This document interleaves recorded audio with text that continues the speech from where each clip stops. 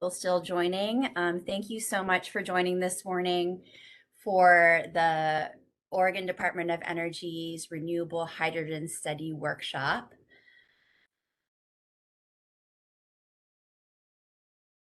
For our meeting today, it's scheduled to be 9 to noon, but don't worry, we do have a break slotted in there at around 10:30 as well. So we'll be briefly covering some meeting facilitation and logistics information, and then my colleague Rebecca Smith will be presenting initial findings from the renewable energy study that she has been leading. After a break, the workshop will turn to a facilitated discussion with prompting questions to think about, as well as hearing your questions and comments about the initial findings that Rebecca will be sharing. And then we'll end with information about next steps in the study.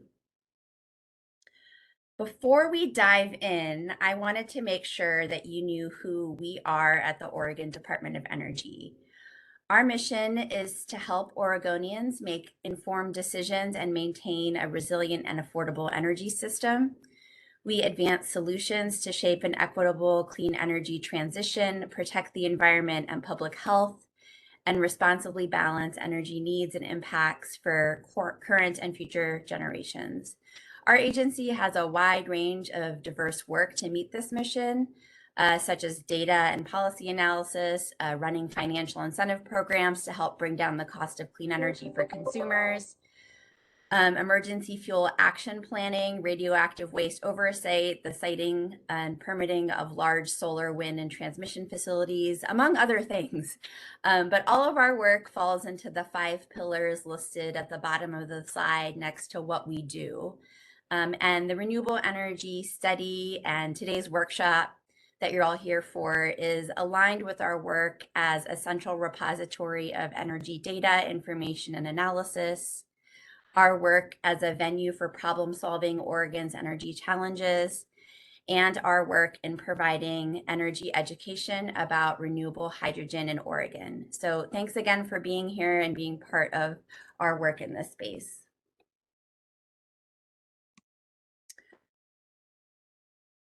So just a little bit about how we'll be facilitating the workshop today. I'm your friendly moderator, facilitator, and Rebecca on the line, my colleague, is going to be providing a lot of great information that I'm supporting her with in the conversation. We have kind of 2 categories in WebEx, if you're not familiar with it, where the ODO staff on the line is considered to be panelists in the WebEx platform, and then all of the participants in the workshop are attendees. And as panelists, ODO staff will be sharing initial findings, like I mentioned, doing this facilitated Q&A. But for attendees, you're able to use the chat and you're able to raise your hand. I'll show you a slide where you can find those buttons in a second.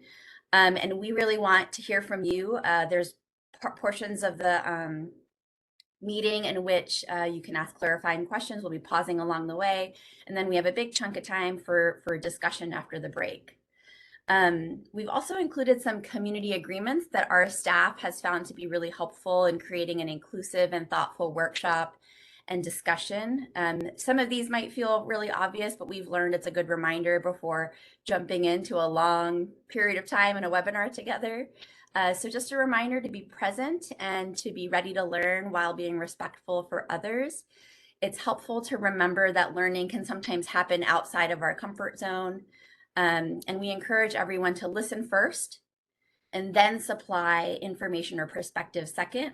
And then finally, thank you for being flexible and patient around any technology needs or changes that might come up. You know, we've been doing virtual meetings for a while now, but things still happen. But if you need something at this meeting, or if the WebEx platform is not working for you, please let us know. We want to try to help you participate today.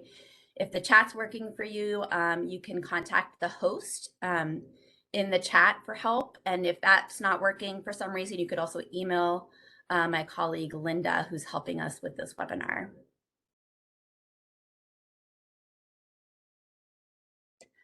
So our objective today is to share out initial findings, provide an opportunity to ask clarifying questions, and provide an opportunity for discussion about those initial findings. During the workshop, please use the chat to capture any clarifying questions. And like I mentioned, we'll pause along the way to check to see what questions have come up and clarify. So as you're thinking about them, feel free to put them in the chat and we'll kind of gather them all up and talk about them at once. The second half of the agenda after the break is for those for that discussion. So if your questions are kind of leaning more towards something that we should be discussing versus clarifying, we might reserve that question until that time, and I'll help to sort of moderate or figure that out. And then during the discussion, you can still use the chat for questions or comments or the raise hand function, and I'll call on you to help keep our kind of discussion going. And this workshop is not the only time for your feedback. We're also welcoming written feedback over the next couple of weeks. You might have something that you heard during the workshop today that you want to follow up on in written form, and that's great. If you do want to have some written feedback in, please send that to Rebecca by July 20th. So here's a screenshot that I mentioned that you're likely seeing in the WebEx platform. I wanted to point out the chat button at the bottom right corner, which is right here, which will pop out the chat window. You can type your comments or questions in there. And then there's also two places where you can click a button to raise your hand. The first is this very sweet little smiley face down here. And then the other one is basically a little hand that's next to your name. Basically, when you find your name, you hover over it, you'll see a little gray hand. Kind of looks a little bit like a fist too. You can click it to raise it, and then when you're done speaking, or if you decide you don't want to raise your hand anymore, you can click it again, and it'll lower it. All right, so I'm going to pass it to my colleague Rebecca now for an overview of the study requirements and a presentation on initial findings.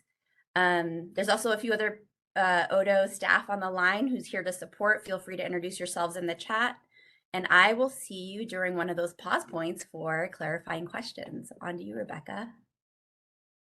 Great. Thanks so much, Ruchi. And good morning to everyone. Thank you so much for joining us today. So let's dive into the renewable hydrogen study, what it is, what it requires, and what we found thus far. Next slide, please. So SB 333, which you'll see referred to a lot here today, that's the bill that was passed by Oregon's legislature last year, requiring Odo to study the opportunities and challenges associated with production and consumption of renewable hydrogen in Oregon. The goal of this study is really to provide a better understanding of those benefits and barriers, as well as the trade-offs. An important point is that Oregon does not have a definition for renewable hydrogen in its statutes or in its administrative rules, but the bill does provide a definition for the purposes of the study only. And that is that renewable hydrogen means hydrogen gas derived from energy sources that do not emit greenhouse gases. I'll touch upon that again briefly. Overall, this study is meant to provide high-level analysis and draw upon existing resources. So as opposed to a lot of original data collection, though there is some, it's really a synthesis of what we're seeing with respect to existing modeling and analyses and what that might mean for Oregon. Next slide, please. So the bill included a number of required elements for the study, and they're listed here. You're going to see more of this list throughout the presentation, so I'll go through it a little quickly here. But first, a high-level analysis of how renewable hydrogen may support existing policies and goals in Oregon around renewable energy and greenhouse gas emissions reductions. Second is an inventory of the total hydrogen volume currently used annually in Oregon, renewable or otherwise. Next is an identification of the potential end uses of renewable hydrogen in Oregon by 2030. Also required is an assessment of potential coupling of renewable electricity generation and renewable hydrogen production to increase resiliency and or provide flexible loads. Also, a discussion of the forecasted costs of renewable hydrogen and how they might affect adoption in Oregon. And finally, we're required to identify and enumerate the various challenges and barriers to adoption of renewable hydrogen in Oregon. Next slide, please.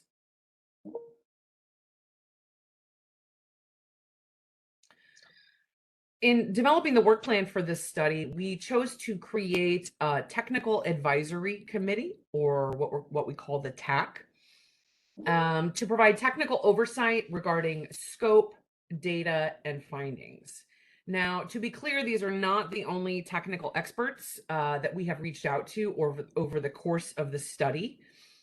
But given the current exuberance in the hydrogen space, we deemed it important to convene a small group of technical experts who we felt could provide neutral support.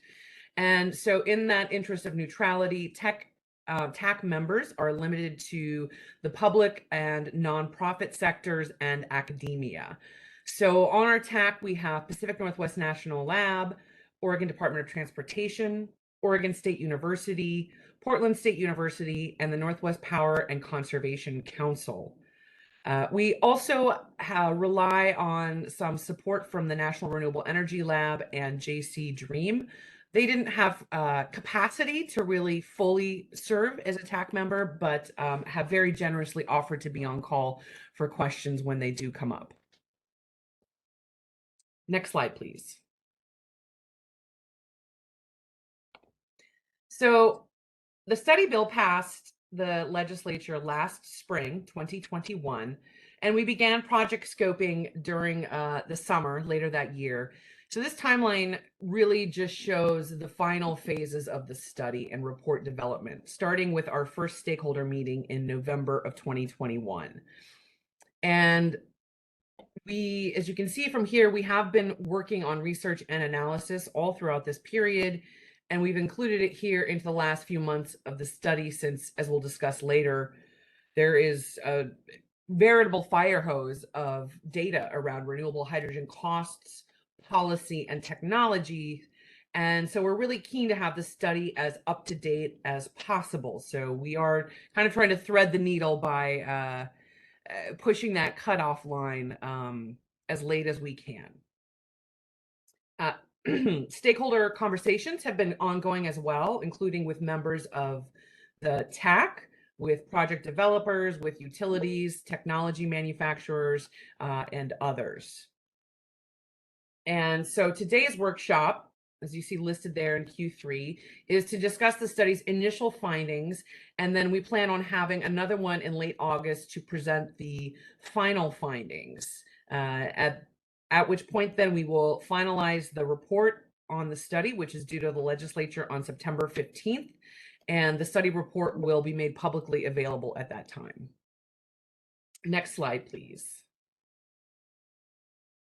Okay, so as mentioned, we are trying to limit questions during the presentation to clarifying questions and save the rest for discussion. But we've built in these pauses throughout to really give you time to see if there are questions that you have. So specifically here, if you have any questions regarding the study requirements, our process, or the timeline.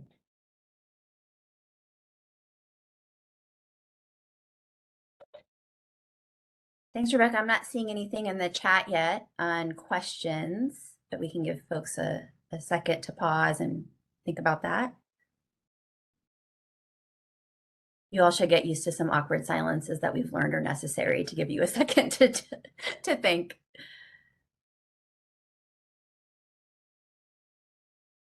Linda, are you seeing any raised hands? I'm not. No, not at this time. Okay. All right. Well, if any questions occur to you, please don't hesitate to let us know. But in the meantime, we're going to move on. One question from Jason confirming September 15th is when the report comes out. I think that's accurate. It'll be submitted to the legislature and be available on our website at that time. Thanks for the question, Jason. All right, back to you, Rebecca. Great. Next slide, please. Okay, so we're going to dive into our initial findings for the study now. Next slide. So as mentioned, we don't have any existing definitions for renewable hydrogen in Oregon. We do have the definition in the bill for use for purposes of the study, which, as you may remember, is hydrogen gas derived from energy sources that do not emit greenhouse gases. This definition, however, raises some questions in interpreting it. First, does this definition mean include only energy sources that inherently do not emit greenhouse gases only? So, for example, wind or electricity from wind or solar. Or could this definition include energy sources that emit greenhouse gases but are considered carbon neutral, like biomass, which Oregon considers carbon neutral, and I'll touch on that again later. And a third question is, could this definition also include resources that emit greenhouse gases when used to produce hydrogen, but where those emissions are captured and stored and thus not technically emitted? So to answer these questions, we felt it was important to consider not only the legislative intent, but also the direction that the classification of hydrogen is moving in general. With regards to legislative intent, there were not specific discussions related to the definition of renewable hydrogen when the bill was discussed in the legislature. Some stakeholders who presented to committees considering the bill did suggest what types of feedstocks should be eligible to produce renewable hydrogen, but the legislators didn't comment on those, leading Odo to surmise that it is our duty as part of the study to suggest how best to define renewable hydrogen. To that end, we felt that it was useful to look at how terms like renewable hydrogen are currently understood and where the taxonomy of hydrogen by feedstock is going. Next slide, please. So this graphic here shows how hydrogen has most recently been categorized according to color, which in turn is based on the process and or feedstock used to produce it. And this approach may have been useful for a time, but the problem is that these colors don't give you any specificity on the carbon intensity associated with a specific batch of hydrogen. Also, there are a number of pathways for producing hydrogen, which means that this graphic, which is only showing 5 colors, is in some ways oversimplified. Some categorizations include upwards of 8 different colors, which can be a lot to consider. So for those of you who might find these colors confusing, good news, the industry is moving away from these and focusing more on the carbon intensity of hydrogen produced. The Infrastructure and Investment Jobs Act, or IIJA, uses the term clean hydrogen as opposed to renewable hydrogen. And it uses a carbon intensity threshold at the point of production only to determine what can be labeled as clean hydrogen. Now, those in the hydrogen industry, for the most part, have applauded US DOE's shift to a carbon measurement of hydrogen rather than color, though there is one issue with that definition, and that it's not a true carbon intensity since they're only counting emissions associated with at the point of production. Carbon intensity is more generally understood to mean the embodied emissions in a fuel source, and it's the metric used by clean fuels programs like Oregon's Clean Fuels Program and California's Low Carbon Fuel Standard.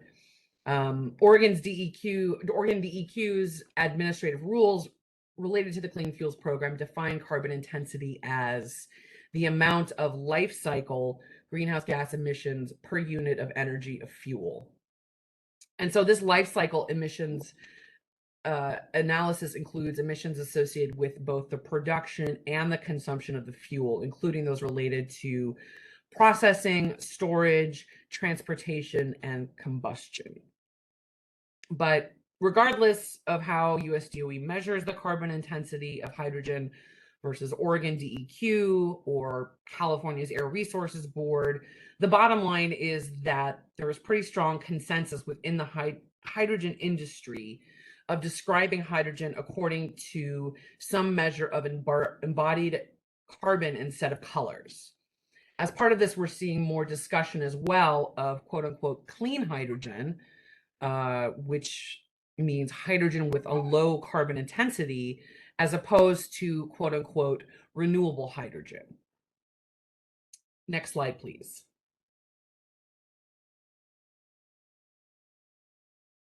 So this brings us to our initial findings with respect to how to interpret the definition of renewable hydrogen provided for the study in the bill. So first, as we discussed, there are numerous ways to define hydrogen, but given that the industry is moving towards a carbon intensity approach, the study report really emphasizes this. That said, Odo interprets the spirit of the legislation to focus on quote unquote renewable hydrogen, much the same way that there is a distinction between clean electricity or electricity from resources without greenhouse gas emissions, or where those emissions are captured, and quote unquote renewable energy, where energy is generated by feedstocks that are considered to be renewable in that they're replenished on a certain time frame, or more simply that they're eligible for policies like the Renewable Portfolio Standard, and that consideration of renewable. As an example of this, nuclear power, for example, is considered to produce quote unquote clean electricity since there are no associated carbon emissions, but Oregon does not consider nuclear power to be quote unquote renewable. Now, an exception to this would be hydropower, and the only reason that this isn't included in the definition of renewable for purposes of the RPS is simply because of the age of these facilities and the goal of the RPS to incentivize new resource development. And then, as I mentioned, I'd get back to biomass. So back in 2015, Oregon recognized biomass as carbon neutral in the sense that most of the state's air pollution laws don't apply to CO2 emissions associated with the combustion or decomposition of biomass. And in this case, we're referring to organic biomass. So these could include the organic fractions of industrial and municipal waste, gases and liquids recovered from decomposition. So, for example, biogas from anaerobic digestion, from a wastewater treatment plant or manure management. But since the pathways for using biomass to produce hydrogen use combustion or decomposition, we are including those pathways in the definition of renewable hydrogen here, even though they have greenhouse gas emissions associated with them at the point of production. Oregon considers those carbon neutral. It sounds like we might have a question here. Yeah, there's a couple questions if this is a good pause point, Rebecca. One question from Suzanne on slide 15, I'll go back to slide 15, is to clarify what industry means in this slide in terms of moving away from color categorization. And then the other question, so I'll just kind of mention them both so you can think about them. The next question is from Brady. With gray and blue hydrogen, how do you differentiate the carbon intensity of hydrogen created by fuel cells that have no combustion related to emissions and are far more efficient in converting methane to hydrogen versus traditional combustion-based SMR? So I'll start with Suzanne's question. Great question. So when I talk about the hydrogen industry, in this sense, I am including Analysts and academics focus on the industry as well as state governments, federal governments, focused on this, either analyzing it from a policy standpoint or creating regulations. And perhaps most represented in that group would be hydrogen producers and potential hydrogen consumers. Great. And then the second question is,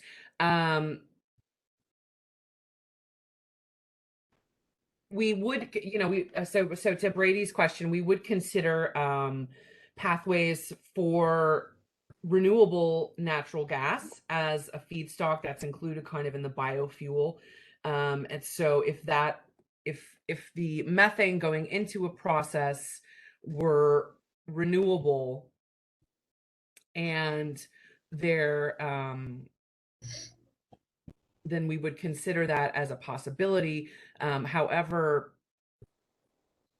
that raises questions with the carbon intensity. And again, so because Oregon does consider biomass to be carbon neutral, that may end up being in disagreement with other state policies or federal policies around carbon intensity of hydrogen.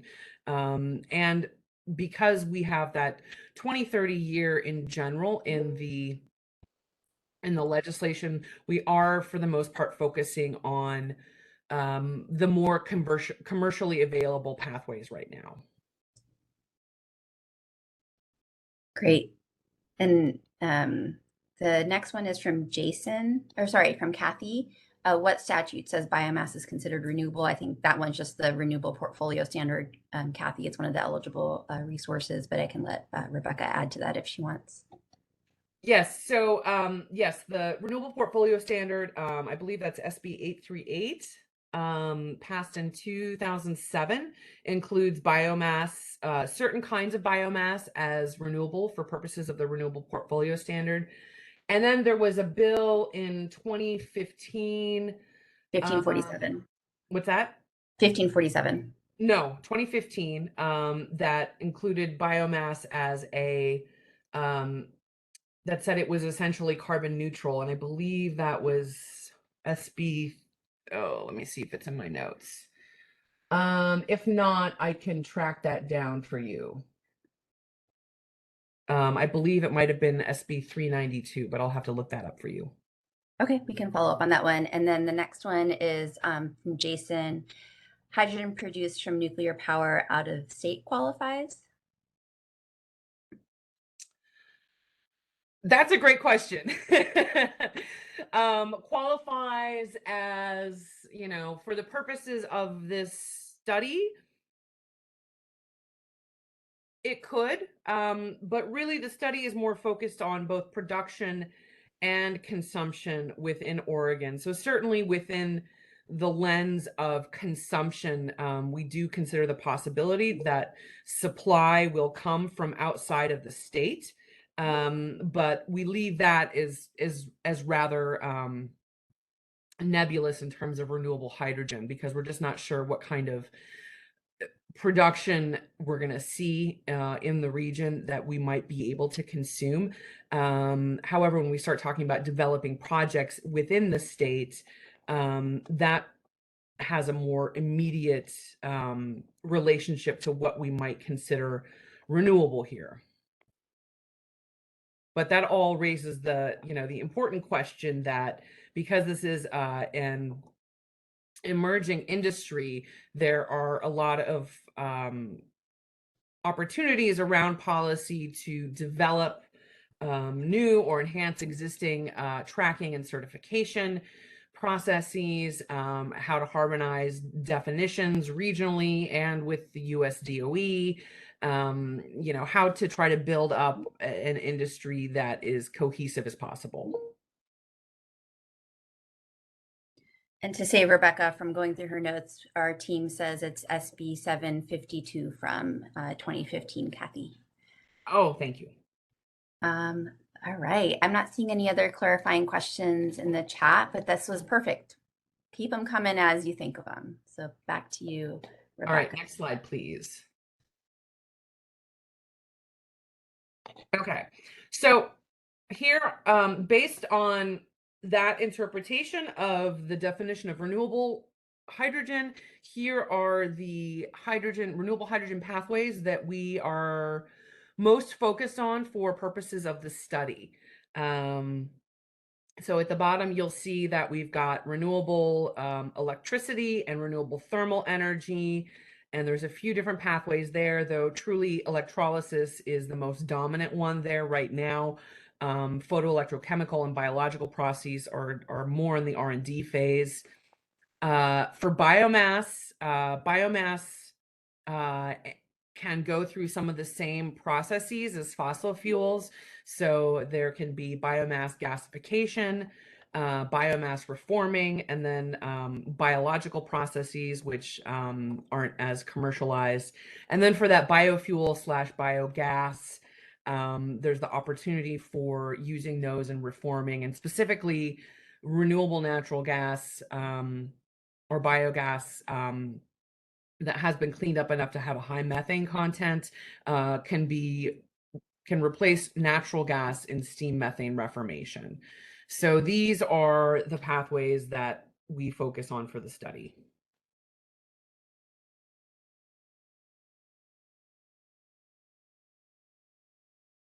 Great, next slide, please. Okay, I promised you're going to see these requirements a lot, so here they are again. We're going to dive into the initial findings for the first study requirement.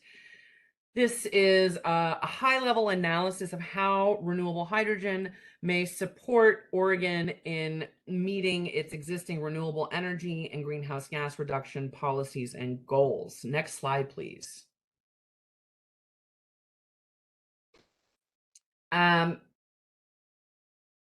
So I'm going to go through each of these policies that we analyzed for this. And then I also here wanted to just point out kind of the sectors of the economy that they address. So for the electricity sector, the two most relevant policies are the Renewable Portfolio Standard and the 100% Clean Electricity Standard. 100% clean also affects the natural gas industry, since almost 25% of the electricity consumed in Oregon in 2019 was generated with natural gas. Next is the Climate Protection Program, and that addresses fossil fuel use for both stationary and vehicular end uses. So this policy addresses transportation, industry, and the built environment. And like 100% clean, this policy definitely affects natural gas utilities. And then finally, we've got some of the transportation policies like the Clean Fuels Program and the Zero Emission Vehicles, or ZEVs, goals, and the Advanced Clean Trucks rules. And not surprisingly, these predominantly affect the transportation industries. And in looking at these and how renewable hydrogen might play a role in supporting these policies, we mostly considered the near term to 2030, but certainly also looked at longer term time horizon out to 2050. Past 2050, that's really the cutoff where most available modeling and analysis ends. And certainly you get more, less accuracy the farther out. So, but we have tried to look at both time horizons. Next slide, please. Okay, in the interest of time, I'm just going to note that I am going to go into greatest depth on these two policies as compared to the others. Otherwise, I'd be keeping you here all day. So first up is the Renewable Portfolio Standard, or RPS. And it requires electric utilities and service providers to meet an increasing share of their annual retail load with eligible renewable resources. As mentioned, this policy has been in place since 2008, and the targets were updated in 2016 such that investor-owned utilities now must meet 50% of their retail load with renewables by 2040. Hydrogen has been listed as an eligible resource since 2018 in the RPS, but as yet nobody has used electricity from hydrogen to comply with the RPS. The RPS doesn't refer to it as renewable hydrogen, but hydrogen is eligible only if it's generated from another resource that's eligible for the RPS. Worth noting is that the RPS does have a compliance cost cap of 4%. It's kind of a cost containment measure. And this forces utilities to seek out cost-effective renewable energy projects. Next up is the 100% clean standard, and that requires investor-owned utilities to meet their retail load with emissions-free electricity by 2040. Like the RPS, this policy has some safety valves around cost and reliability. And definitely notable is that the bill also restricts siting any new fossil fuel energy facilities that emit greenhouse gases. So essentially that means natural gas facilities. Next slide, please. Okay, so how renewable hydrogen might help with the implementation of these two policies. So first we'll talk about some of the challenges in implementing these policies. First off is that grid balancing becomes more challenging as the penetration of intermittent renewables goes up. So you see this graphic here from NREL, and it shows that as you add more intermittent renewables, the fraction of your portfolio, the degree of difficulty of balancing, and the cost both go up. And then it also shows some of the ways to mitigate some of those problems, or at least mentions that they're kind of different kinds of problems. And so these can, to a degree, be met with demand response, with some short duration storage, but the degree of difficulty of balancing as you add more variable renewables gets bigger. And so to address this, you really need flexible zero carbon resources, and you need energy storage.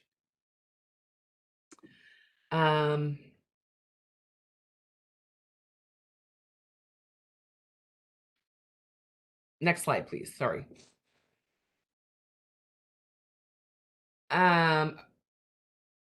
Next, another option for integrating high levels of variable renewable energy is to overbuild and then curtail, which simply refers to building much more capacity than a system requires to meet peak demand, and then to curtail those renewable resources at times of oversupply, essentially shut them down.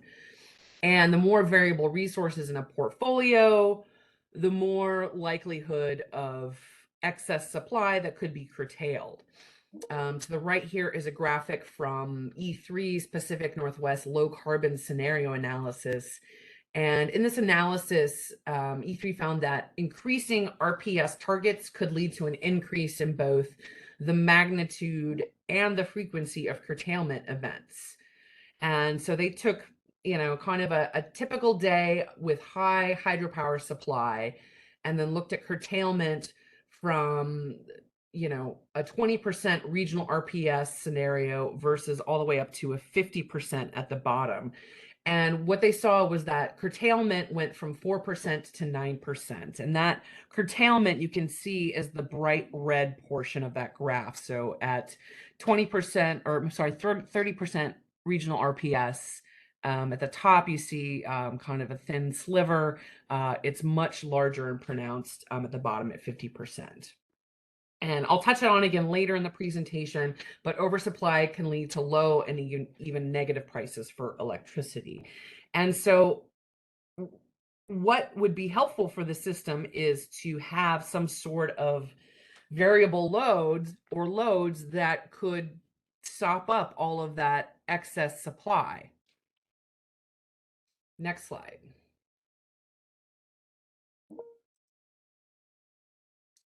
And so production of renewable hydrogen can help with these two challenges, specifically renewable hydrogen from electrolysis. Now, electrolysis can serve as both a flexible resource and as a variable load. So first, renewable hydrogen can be paired with fuel cells to provide short duration balancing resources that can be ramped or up or down as needed to provide electricity. Perhaps most attractive, though, is renewable hydrogen is a great candidate for longer duration energy storage, which will be increasingly pressing need as more renewables are added to the grid. And then also electrolyzers can serve as that variable load, in that they can increase their electricity demands at times of surplus, and then their demand can be decreased or even shut off quickly at times of high electricity demand and tight supply, exactly those times when balancing becomes challenging. So this graphic here is from Evolved Energy Research's Oregon Clean Energy Pathway Study. And that uses a number of scenarios to determine how Oregon might meet its clean energy goals. The bottom graph shows what role electrolysis might play in grid balancing in Oregon. And in that bottom there, that turquoise color is electrolysis. So in all the scenarios, electrolysis as load is increasingly deployed from the late 2030s on, and especially out in 2050, it plays a material role in almost all of the scenarios. Next slide, please. So, and then another challenge with RPS and 100% clean policy implementation and with decarbonization in general is that as more and more end uses are electrified, utilities are expecting to see an increase in future demand. Thus, not only must we replace fossil resources, fossil electricity generating resources as we retire them, but we also need to build a lot of new renewables to meet increasing demand. This graphic here on the right is from the 2022 Power Plan, and it shows the projected addition of generation resources across the West to meet clean energy targets, reaching possibly 400 gigawatts after 2040. That's a lot. And so this means that competition for the best project sites with the best resources and transmission access will be stiff. And Odo recently concluded a study, the Orisa study, that which found that the limits of the transmission system could present a challenge to renewable energy development at a significant scale in the state. Overall, the study found that there were abundant resources in Oregon to meet our goals, but that transmission access could be one of the limiting factors. Also, California Air Resources Board recently published their updated scoping plan for implementation of their 100% clean electricity study, clean electricity requirement, which the goal is 100% by 2045. And the scoping plan found that to meet this 2045 target, annual build rates for solar must increase 150% and over 500% for battery storage. Again, it's difficult to overemphasize the challenge of how much deployment we need to make happen to meet these goals. And these figures from California, this increase in 150% and 500%, they don't include electricity for hydrogen production via electrolysis. Their analysis found that adding that in, the state would need an equivalent of an additional 41 gigawatts of solar. So all of this is to say that we need to we need to build a lot of resources, and there are going to be a lot of end uses seeking renewable resources, only one of which is electrolysis. Next slide, please. Now, this is an area that we're still investigating as part of the study, but it is possible that instead of potential hydrogen producers competing for renewable energy projects, with utilities who need to meet their 100% RPS and clean electricity targets, that electrolyzers could be paired with renewables without full or really any transmission access. So this map here shows the transmission assets in Oregon, and you can see big pockets of the state in the Northeast and in the Southeast without real transmission resources. And these pockets also happen to be where there are a lot of solar resources. And then also, if you look out to the coast, to the Coos Bay area, this is where offshore wind potential in Oregon is best.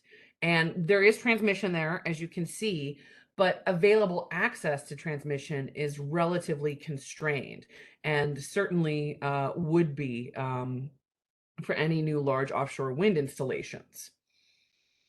So all this is to say that production of renewable hydrogen via electrolysis will need renewable electricity, but it's possible to find that supply of renewables in a way that doesn't necessarily strain compliance with the RPS or 100% clean.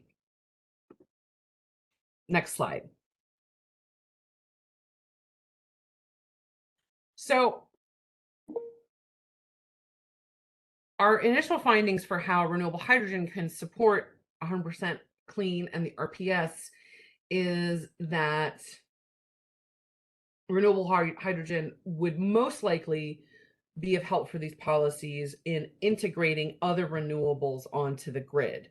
But it's not necessarily expected to be used as a generation resource itself to meet RPS 100% clean in the near term. Certainly it can be used as a flexible generation resource to provide some of those balancing needs, service needs, but it's not expected that we're going to see it really widely deployed as a specific generating resource for the RPS. Again, it's also a flexible load, and it can help out with long duration energy storage. So in all of these ways, renewable hydrogen can really kind of help serve as kind of helping these two policies continue on and meeting some of the challenges associated with them. And then I mentioned that as we overbuild renewables in the state, there is that opportunity for surplus electricity. And so the cost of renewable hydrogen could be mitigated by use of some of that low cost renewable electricity. There are certainly still questions we have as to kind of what the economics of that look like for an electrolyzer facility, in terms of if they have a lower capacity because they're not running all the time, because they're really trying to help meet balancing needs by serving as a variable load. Kind of what degree does getting cheaper electricity make up for that lower efficiency? And then again, electrolyzers paired with dedicated renewable resources could potentially help mitigate transmission accesses across Oregon as we build more renewables. So I am going to pause there. It sounds like we've got some questions. Yes, thanks, Rebecca. A couple questions.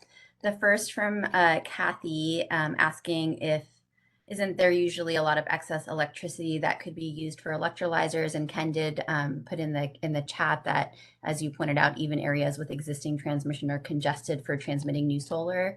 But anything else to add to Kathy's question there? Yeah, that's a great question, Kathy. And if you've ever heard of the duck curve in California, and even if you haven't, it all refers to essentially what happens on a spring day in California where because there are so many solar resources in the middle of the day, there is just so much more solar energy than is needed for consumption. And so you have all of that excess. Now, California certainly tries to find a home for that, maybe exports it, but otherwise it can be curtailed. We don't have the same profile in the Northwest as California. For one, we certainly don't have the same level of solar installation, but then also our system is a little different, and it's more affected with respect to times of peak demand is more seasonal. and related to the hydro system. But we still expect to have to build a lot of renewable capacity to meet our clean energy and carbon goals. And that means we are going to have more curtailment. Now, what was the second question? The next question is from Robert. What was the source of the figure that stated 41 gigawatts of additional resources would be needed in Oregon to produce hydrogen via electrolysis? I'm so glad you asked that, Robert, and apologies if I didn't make that clear. I was quoting that as part of California's analysis for their own system. We don't have kind of the same level of analysis right now for how Oregon is going to meet its 100% clean standard. Our policy is definitely newer than California's. But so it was them looking at kind of what their build rates would be to meet their 2045 target. And that's in their 2022 scoping plan for SB 100. Great. The next question, there's a couple of great comments, by the way, from Keith from NREL and from Ken talking about some of the electrolyzer questions as well. And then a question from Shannon. Does the study show that Oregon needs long duration energy storage from likely hydrogen, electrolysis and fuel cells for seasonal and rare event long duration storage? That's a great question. And, thus far, long duration storage has been discussed in Oregon pretty generally in that we need it. And it's expected that, traditional battery storage is not going to cut the mustard. It's, when you start moving from short duration to long duration, the economics just don't make sense. And so that's where you start looking to other opportunities. And so you have pumped hydro is one option, hydrogen is another, and then there were a few, other options for long duration storage. NREL really considers hydrogen one of the top opportunities for seasonal storage.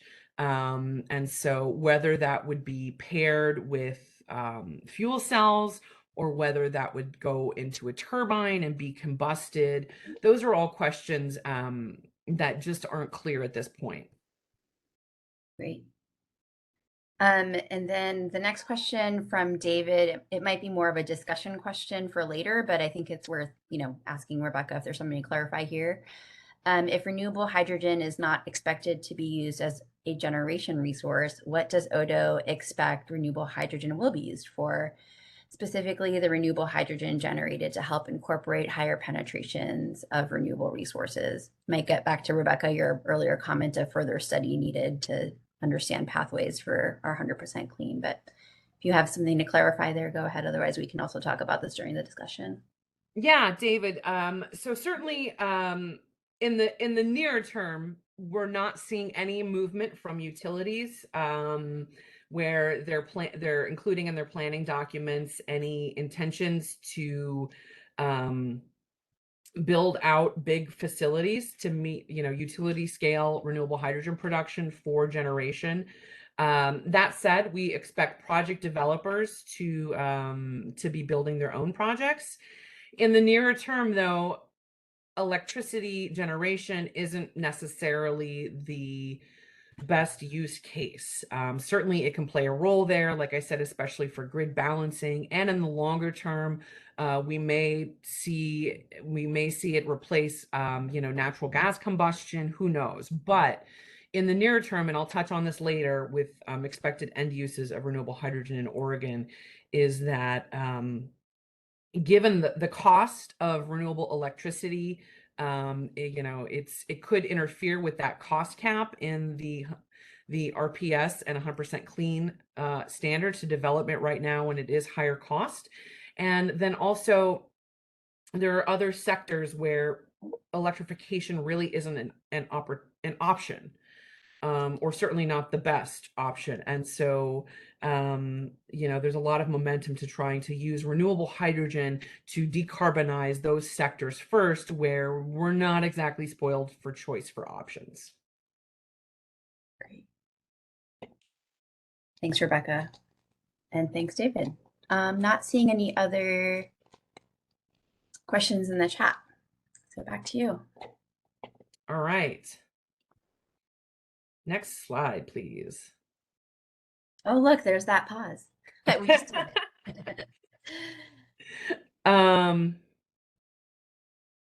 Okay, so as I mentioned, I'm going to try to go through some of these policies a little more quickly. I really wanted to go in depth with the RPS and 100% clean to give you kind of an opportunity to see how we're approaching the analysis. So next up is the Climate Protection Program. And this is a greenhouse gas emissions reduction policy.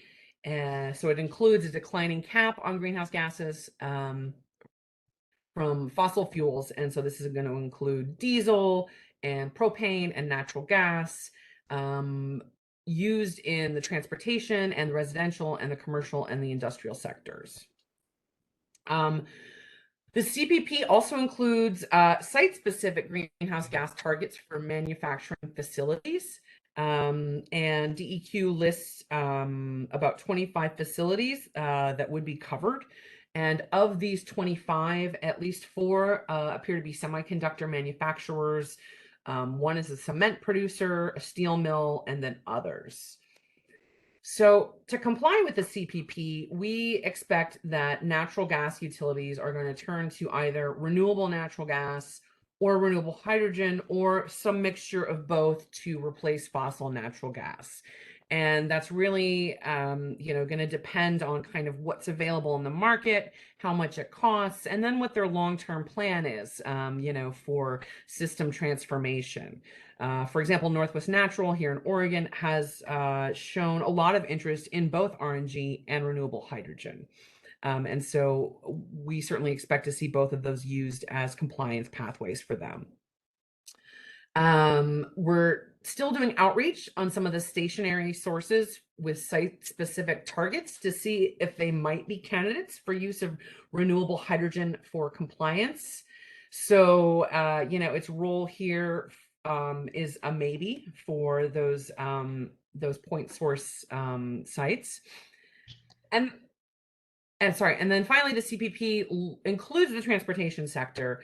And so I'm going to defer to the next few slides on transportation programs specifically to talk about how renewable hydrogen might help transportation policies.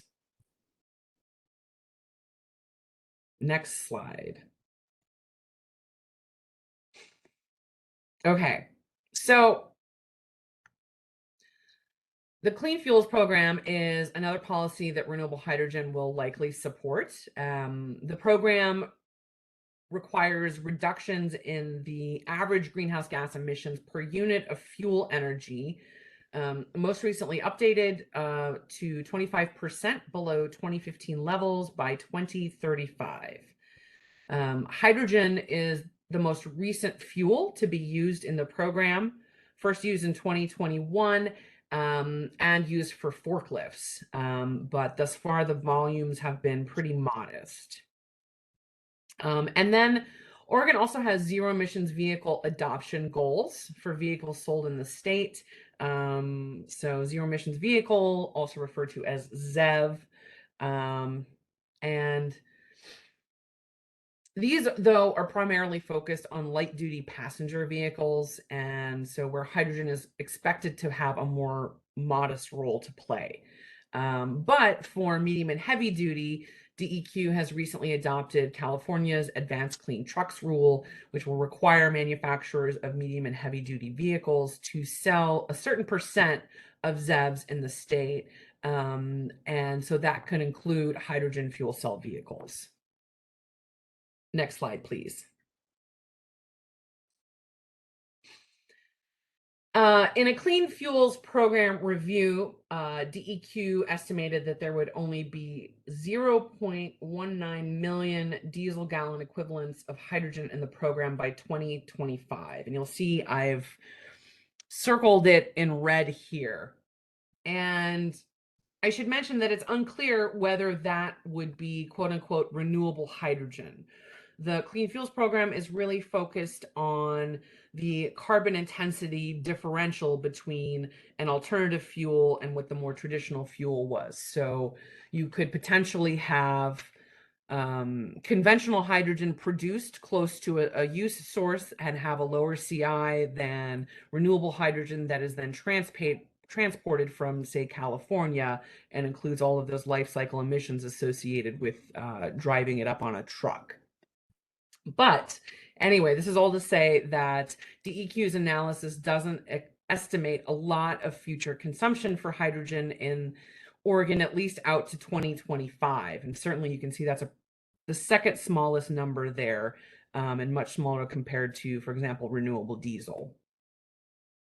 Also, DEQ asked ICF to do some scenario analysis for them as they update the Clean Fuels Program.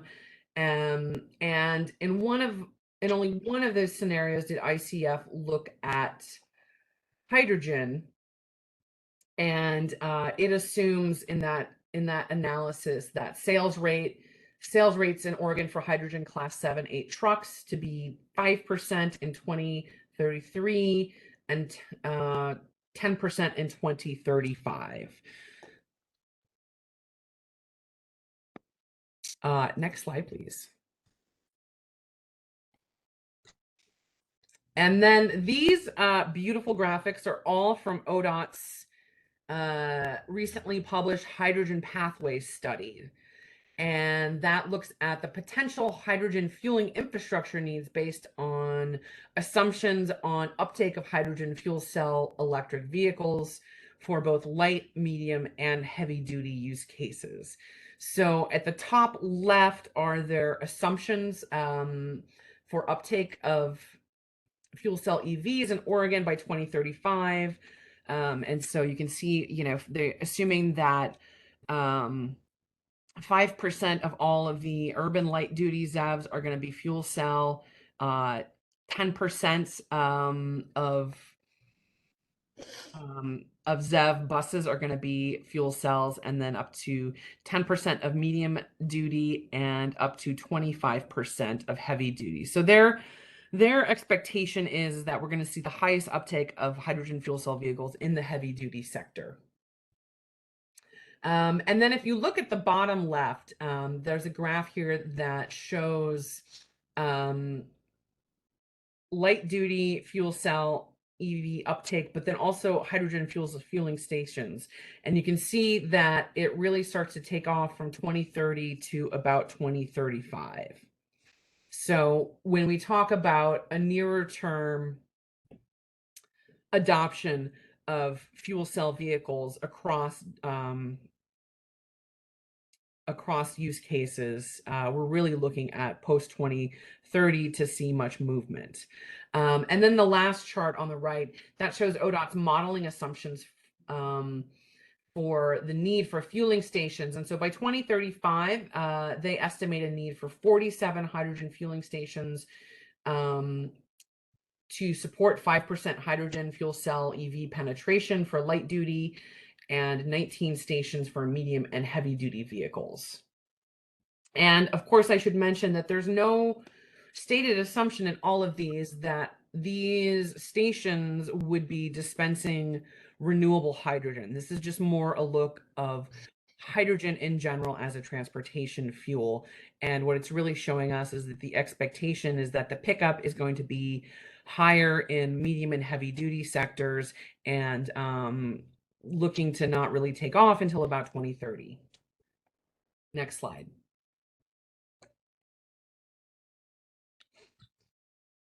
So wrapping these up into our initial study findings,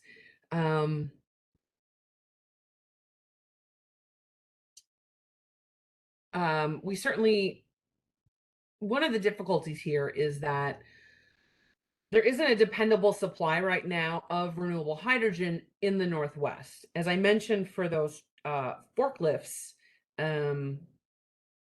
being counted in the Clean Fuels program using hydrogen, all of their hydrogen is trucked from California. And that adds to the cost, that adds to the carbon intensity, and that adds volatility to the supply in general.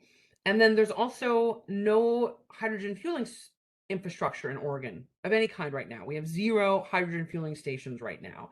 And so, at least in the near term, we really don't see renewable hydrogen playing a huge role in meeting some of these transportation policies and goals. Certainly, there is a role to be played, but we see this as certainly in the longer term.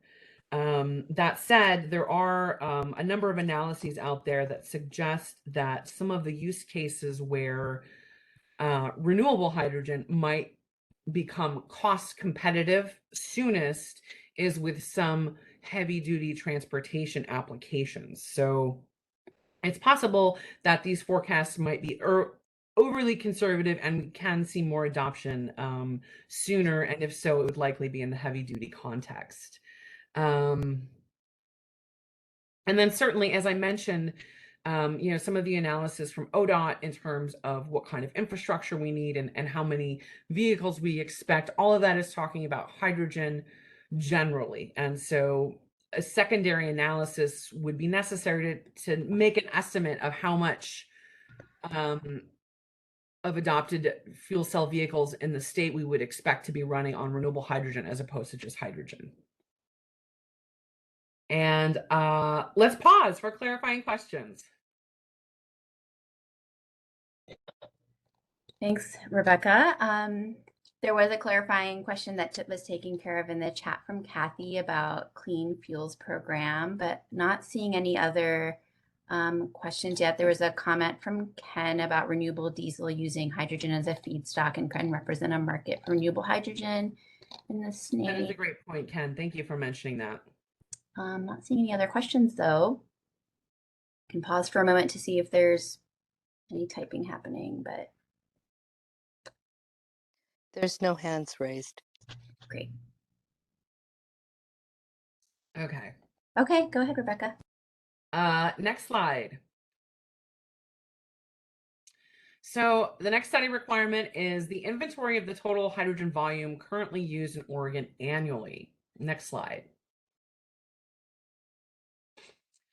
So these blocks here include the usual suspects of hydrogen consumption that operate in Oregon.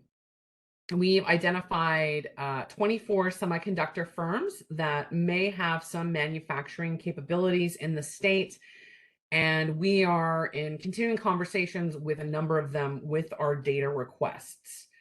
With respect to forklifts, we know through the Clean Fuels program that there are 2 facilities using hydrogen for forklifts, and we know their consumption volumes. There are 2 steel companies in Oregon, but one looks like it's no longer in operation, and it's not clear that either of them are using processes that require hydrogen. And there is 1 fertilizer plant in the state. And then there are other possible consumers of hydrogen that we're still identifying. So I'm really glad that Ken mentioned renewable diesel production. The Red Rocks facility would be included here, though it's not included on this slide. There's a lot of food manufacturing in Oregon, and hydrogenation is a process that consumes hydrogen. So we've been doing research and outreach to determine what, if any, of that consumption is happening in Oregon. And then we do have some technology, hydrogen technology companies in Oregon, including those that produce fuel cells and electrolyzers. And so there is some consumption around those.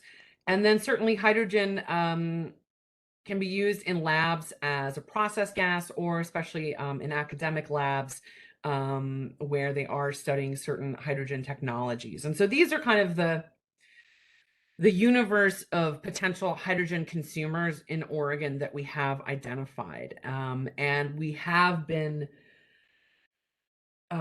continuing outreach attempts for data gathering. It has, we have been slow in getting this data. And as we do negotiate with some of these folks for their data, one of the potentials is an agreement in terms of how we might report it out. So there are some concerns around confidentiality. And so it's possible that because there aren't so many large consumers in the state, that we might have to end up reporting the data out as kind of a single figure or maybe single parts of the state. It's possible that we won't be able to do it by sector just to maintain the confidentiality of certain respondents. We have talked to our TAC about possible methods for estimating hydrogen consumption. So for example, from semiconductor manufacturing, there may be some publicly available data that we could use to then estimate how much hydrogen firms in Oregon might be consuming. And then we have also had some initial conversations with hydrogen providers to see if I might be willing to provide data. So this is an area that's ongoing, and we're sorry we don't have any data to share with you today. Certainly, though, we have it as a discussion question for later. If there's anything in here that we missed, any potential end use consumption, or if you have any, suggestions for any of the potential estimation or connections with some of these firms, and you might be able to help us get the data, by all means, please let us know. Rebecca, it's not a pause point, but there was a quick question about if you could repeat what you mean by semiconductor in the slide. Yes. So hydrogen is used in the process of semiconductor manufacturing. And so we do have a number of semiconductor companies here. Not all of them have manufactories located in Oregon. Some just have administrative offices, but especially in the Hillsborough area, we do have a lot of semiconductor manufacturing. And so that's assumed that that's going to be a pretty big source of hydrogen consumption in Oregon.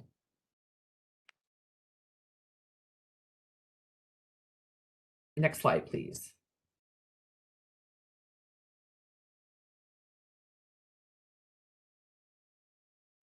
So the next requirement is an identification of potential applications of renewable hydrogen in Oregon by 2030, which we've kind of already been discussing a lot of these end uses. Next slide, please. And there's a lot of agreement in the research and analyses available in terms of what are the likeliest applications of renewable hydrogen in general and kind of at what time frame. And so the challenge becomes not only understanding the sensitivities that might affect these, but then also how that might affect what makes the best sense for Oregon. So as mentioned, renewable hydrogen can help decarbonize sectors where electrification doesn't necessarily make sense, either technically or due to cost. And these include sectors where hydrogen is already in use, like we just talked about hemiconductor manufacturing. There's also industrial processes. And in these cases, renewable hydrogen can be swapped out for conventional hydrogen without the need for any sort of special equipment. Essentially, the only real barriers to the swap are local supply and cost. And so those are a real low-hanging fruit in terms of application. Transportation is another sector where hydrogen is expected to play a role, as we discussed. Though certainly we are expecting to see more uptake in the medium and heavy duty sectors, and whether or not that's going to happen in any material sense before 2030 is still an open question. Another application that is being discussed in the Northwest is using hydrogen as a backup power replacement for diesel generators. Microsoft specifically is investigating this for its data centers, as are some other tech companies. And the technology could also be used by hospitals and other critical infrastructure. In fact, it could be, perhaps part of resiliency planning for communities. Whether or not that would be renewable hydrogen remains to be seen, though certainly for a larger facility, it might make sense to have an electrolyzer on site. Again, these are really in the conceptual stage and very, sometime I'm not sure if Microsoft has actually moved to the pilot stage with that yet. We've touched on briefly the need for long duration energy storage and the role that renewable hydrogen might play there. Again, whether or not that is storage, and then use in a fuel cell to generate electricity, or combusted in a turbine to generate electricity, or you can even consider hydrogen injected into natural gas pipelines as a form of storage. That remains to be seen. And speaking of pipelines, hydrogen can be blended into pipelines at about a volume of up to 20%. And numerous U.S. natural gas utilities are testing this, including Northwest Natural. And so we expect to see some blending in Oregon, possibly by 2030. Certainly, Northwest Natural seems pretty excited about the possibility. And then, as mentioned earlier, you can either combust hydrogen in a turbine or fuel cells to generate electricity. And electricity generation here really refers more to kind of as a considered generation resource as opposed to a resource to help fill balancing needs. And whether or not we're going to see that renewable hydrogen play that role between now and 2030 is still a question that we're analyzing.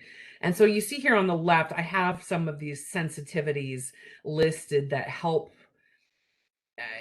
kind of frame what might affect the different end uses of renewable hydrogen in Oregon. And certainly this includes the timing and scale of production of renewable hydrogen in the region. We don't have any production yet of any size in Oregon, just starting to see some in Washington. There's a lot in California. But if there's not local production, then the costs are going to be higher, the resulting carbon intensity is going to be higher, and that will likely, at least in the near term, depress demand.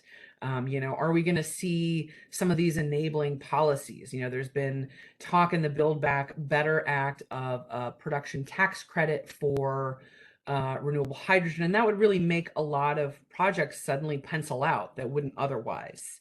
And all of these things really feeding into the cost of renewable hydrogen, which is a big one that's going to address kind of which applications are picked up in what order and to what magnitude in Oregon.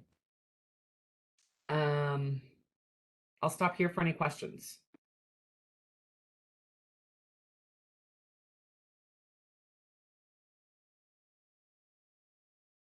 Sorry for the slides there. There are a couple of questions in the chat, and we'll see why my screen is doing this in a second. The first question is from Keith, and he was wondering what the volume hydrogen might be needed by the semiconductor industry, which I think Rebecca mentioned that that's not known right now, although looking for some support in figuring that out. And Rebecca, feel free to add to that. Yep, that's correct. Okay, great. And then from Janine, she was wondering about whether there were some end use cases for wood product manufacturing. And then Kathy also was wondering whether, because Oregon has some seaports, whether hydrogen was being considered for fuel for ships and barges. Yes. So when we talk about heavy duty transportation, two other, there's on-road transportation, there's kind of off-road vehicles that can be used at ports and on farms. And then there's marine and aviation. And there's certainly an expectation that hydrogen of some flavor is going to play a role in fueling marine and aviation vehicles. You know, kind of in aviation, it's more likely that hydrogen would then be transformed into, you know, ammonia or another fuel that's, you know, easier to store. With marine, there are some prototype vehicles out there, vessels out there. Certainly Washington is looking at the opportunity for hydrogen fuel cell powered ferries. It seems a little longer down the time frame, but then also there is the opportunity of renewable hydrogen for export. And so hydrogen and renewable hydrogen are markets that are growing globally. And so there's certainly that possibility of, you know, if there were excess renewable hydrogen produced in the Northwest, that this could be a very valuable commodity to ship over to Asia. We don't really touch too much on that in the study, but to some degree. Great. And then a question from Jason. New gas plants are not allowed in Oregon. It's referring to a recent bill passed, HB 2021. Hydrogen plants are allowed. So is blending allowed for new plants? And Jessica was asking for confirmation on whether blending with conventional fuels was the question. We didn't hear to see. Yeah, I'm if gonna that assume that Jason's asking about blending with natural gas. And you know, that's a great question. That is, you know, one of the challenges of incorporating renewable hydrogen is going to be, you know, figuring out the answers to some of these questions around eligibility and siting. Great. Janine offered that she heard that there's some investigation into using hydrogen at the Tacoma, Washington's port. And then Sashwat asked if there's a specific reason why short duration storage was included, since lithium ion batteries are more suitable to that. Currently, based on efficiency, and hydrogen will find its most effective use in seasonal storage as per your research. That is a great point, and as mentioned, that's really where those lithium-ion batteries shine.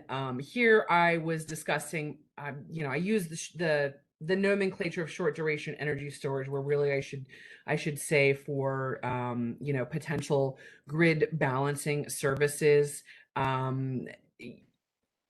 Batteries are really well suited to that in terms of, you know, in the near term, as we seek to try to deploy more and more battery storage to be able to help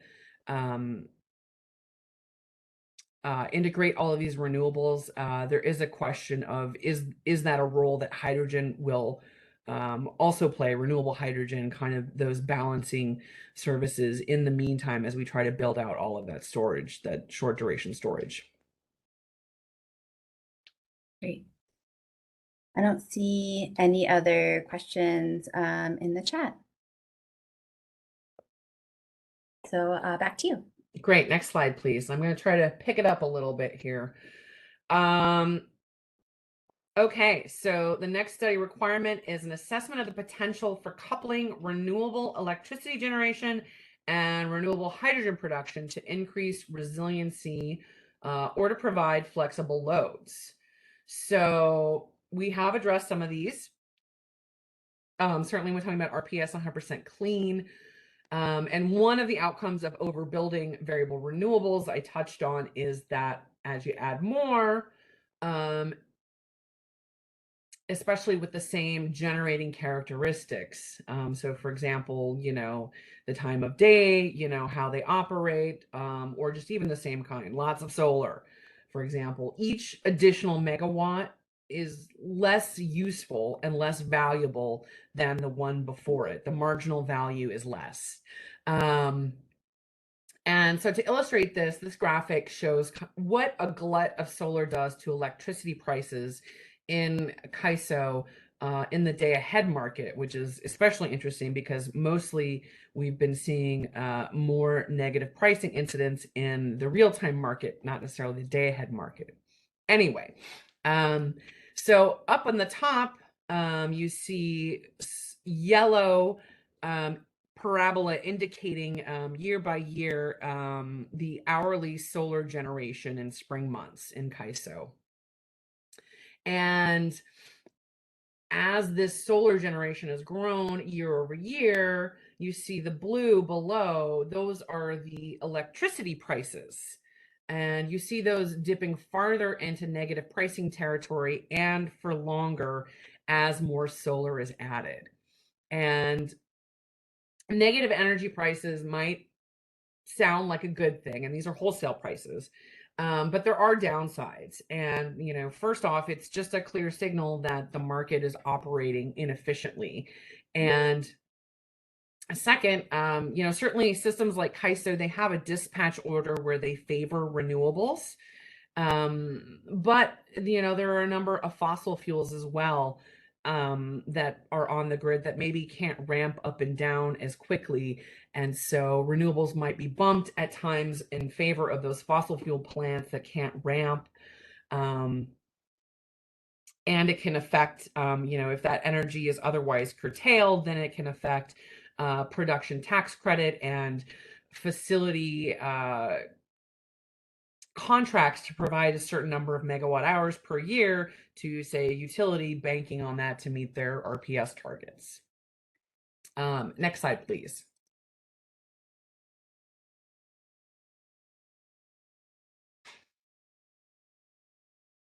So when you have that overbuilding of renewables followed by a surplus of generation, your choices are to sell that power at low or negative prices or to curtail that power. California has had some success at times of exporting a lot of that power to other states. But certainly you're seeing those negative prices in that last graphic, and then certainly higher and higher curtailment in the CAISO nearly every year.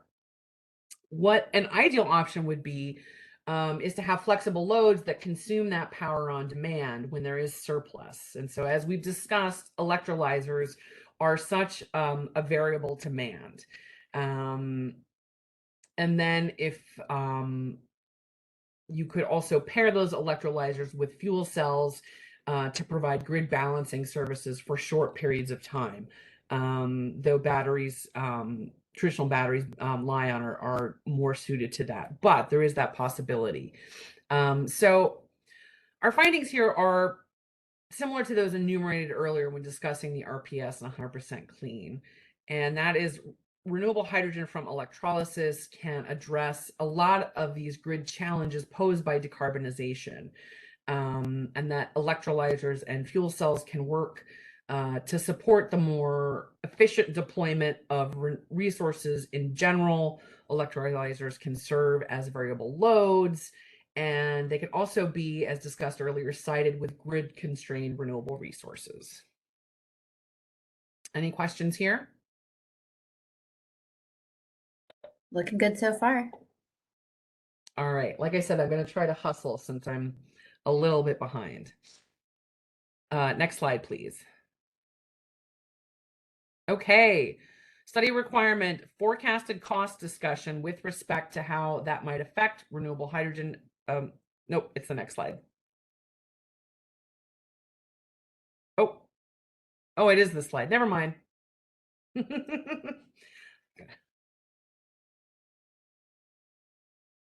Okay. You might have heard that this is an especially volatile time for energy prices in general. And there are spillover effects associated with that for the near-term costs of renewable hydrogen. And additionally, there is, funding from US DOE and just general rising interest in renewable hydrogen in general that has led to some technological advancements and even breakthroughs recently, some of which could affect future prices. This is all to say that the forecasted price of renewable hydrogen is a moving target. And certainly one factor is policy. I touched on earlier that potential for a hydrogen production tax credit. It seems increasingly unlikely that that's going to be in a bill passed by the federal government, but it's still a possibility. And that would certainly lead to a lot more projects getting over that financial hurdle of penciling out. The conflict in Ukraine certainly has affected natural gas prices, and while this may not affect forecasted costs for renewable hydrogen, it does affect how costly renewable hydrogen might be relative to natural gas. And so certainly in some jurisdictions in Europe have announced recently that some renewable hydrogen production is reaching parity with traditional hydrogen production using natural gas as an input because of those volatility prices in natural gas. And then, there are other confounding factors. For example, economies of scale, all of these that kind of affect, how the hydrogen sector ramps up in the Northwest. But there are still a lot of analysis that we are drawing on, such as cost ranges where renewable hydrogen becomes competitive in certain applications, such as heavy-duty transportation. In that sector, the upfront costs and the total cost of ownership of emerging new models of hydrogen fuel cell vehicles is going to be a big determinant of adoption. And so we're still seeing, what those numbers are going to look like.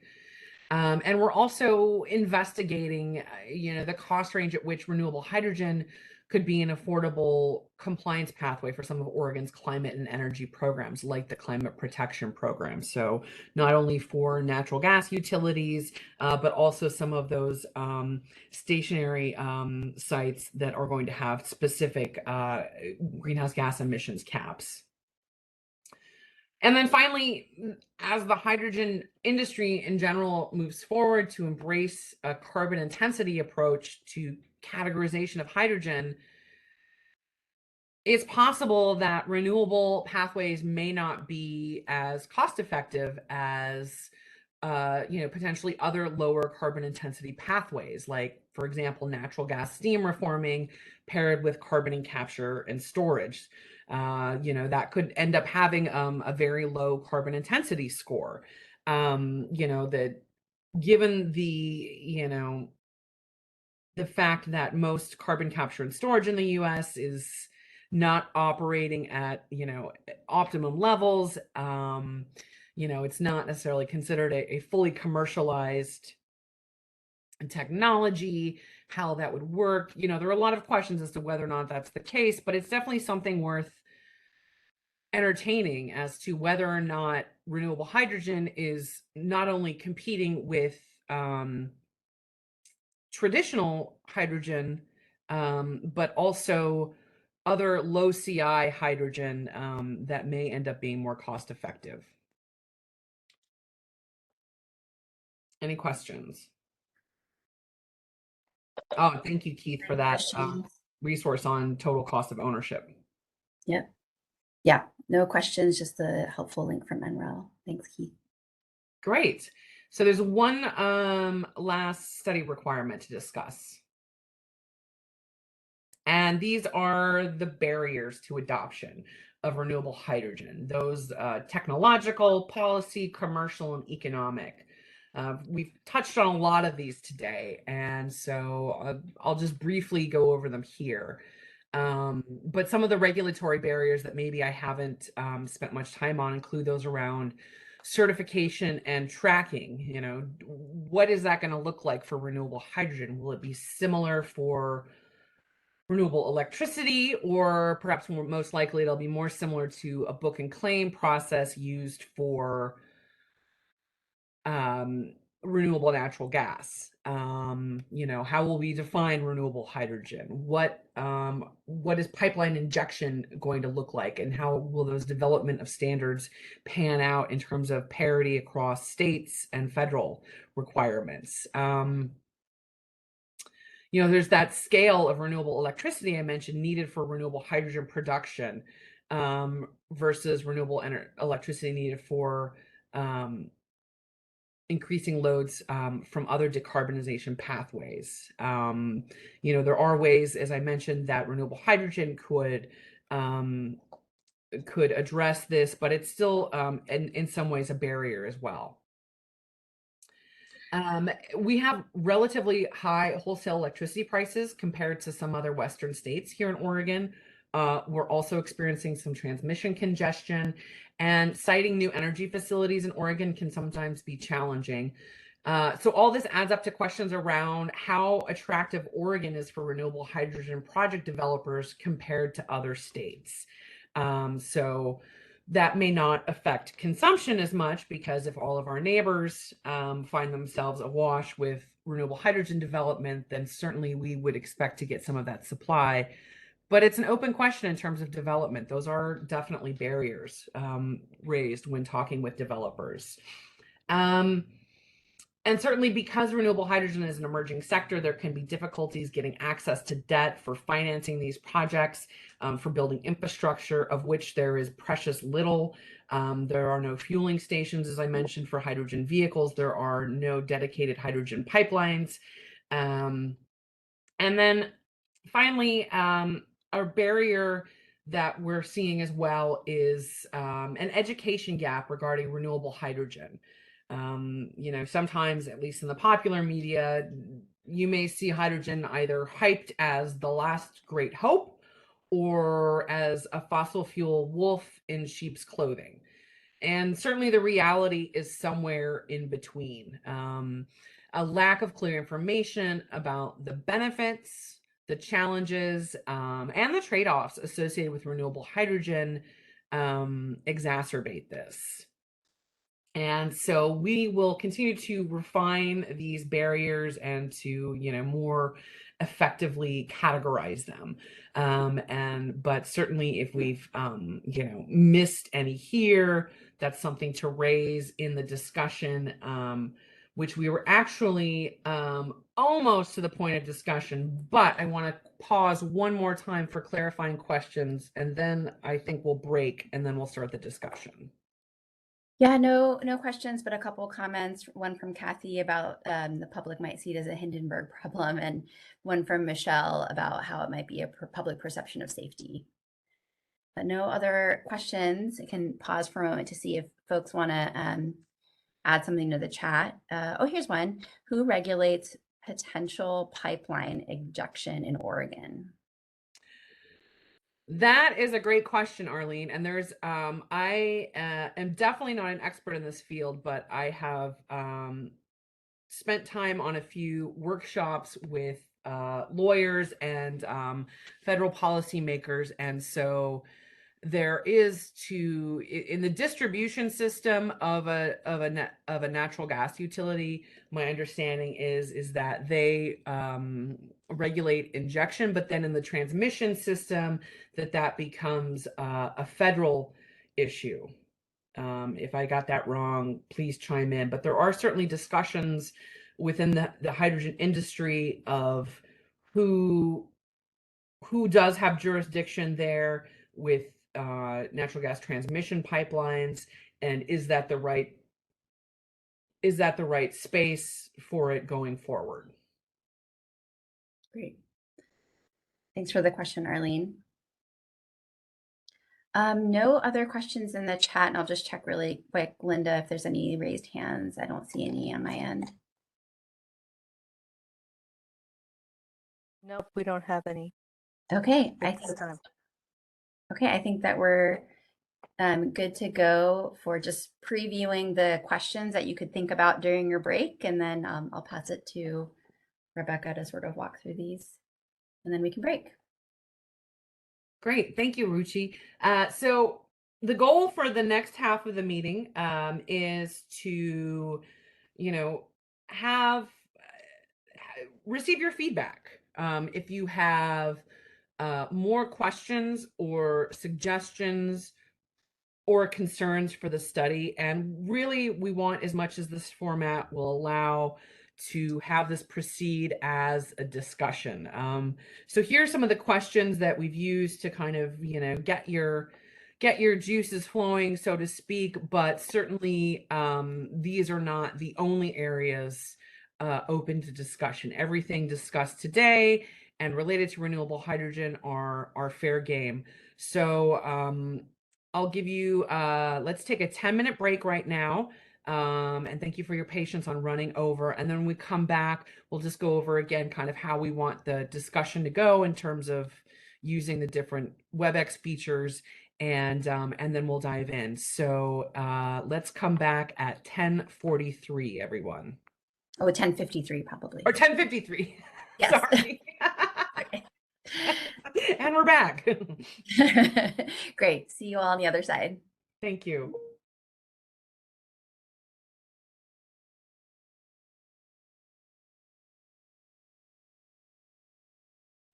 So we are excited to get into some discussion, and I'll help to moderate.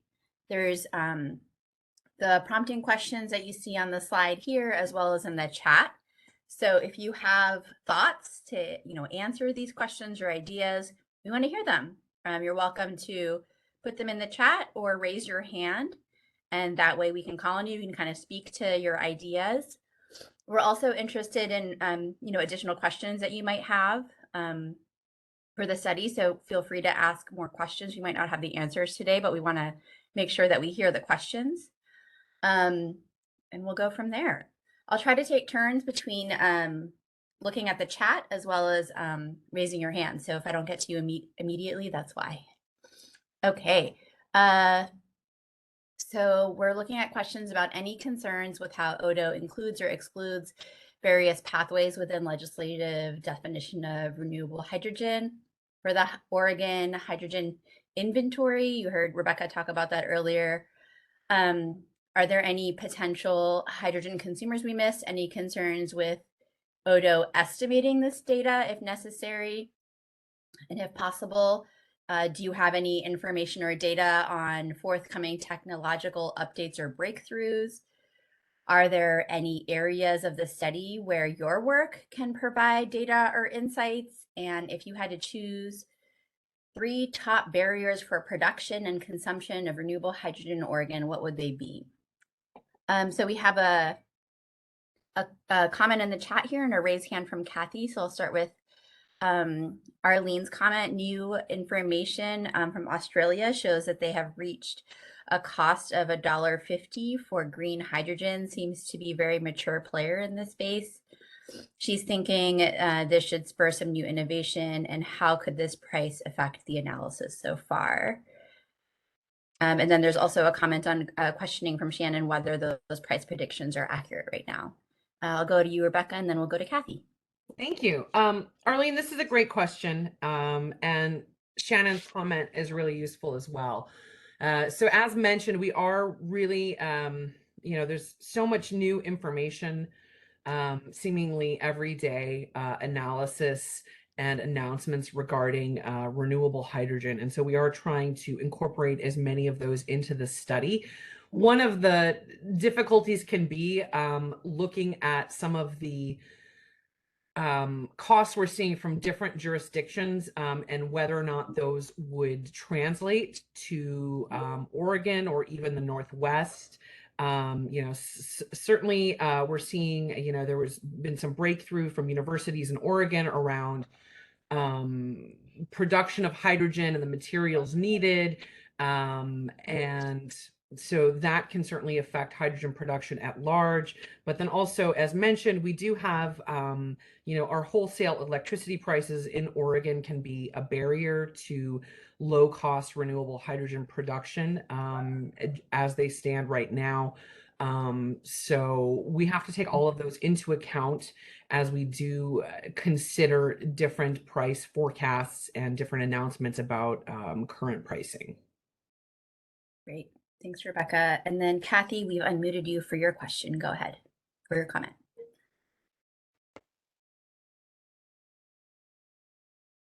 Okay, sorry. Sometimes we have to hit the button too, in addition to yours, but okay, I actually have comments on 3 of those, so I don't know how you want to handle those. My main Yeah. concern with how Odo includes or excludes is really with the legislation. I really believe that life cycle costs need to be included in all considerations of renewables. So I have the same problem with HB 2021, which makes it just the non-emitting for electricity. The I've kind of had this bright idea that I haven't passed by anybody that, electrification is pushing for a lot of heat pumps in residential buildings. Now, with our extreme weather conditions, it may not make sense to have a electric heat pump that can do the full range of temperatures. And so one thing I was thinking of was would there be a way to do an electric heat pump as a hybrid with a hydrogen fuel cell, to supplement, just like we're proposing doing it when the electricity plants don't have enough electricity. And then the barrier, I think it's a transportation issue. Is probably, once you make, is the place where you make it the place where you want to use it, and if not, how do you get it from one to the other? Got it. Thanks, Thank Kathy. you. Yeah, and so, I just want to clarify your comment, make sure I'm understanding it correctly. When you talk about, life cycle analysis, you mentioned cost. I'm not sure if you meant costs or carbon intensity there, or both. If I said cost, I didn't mean it. I meant carbon intensity.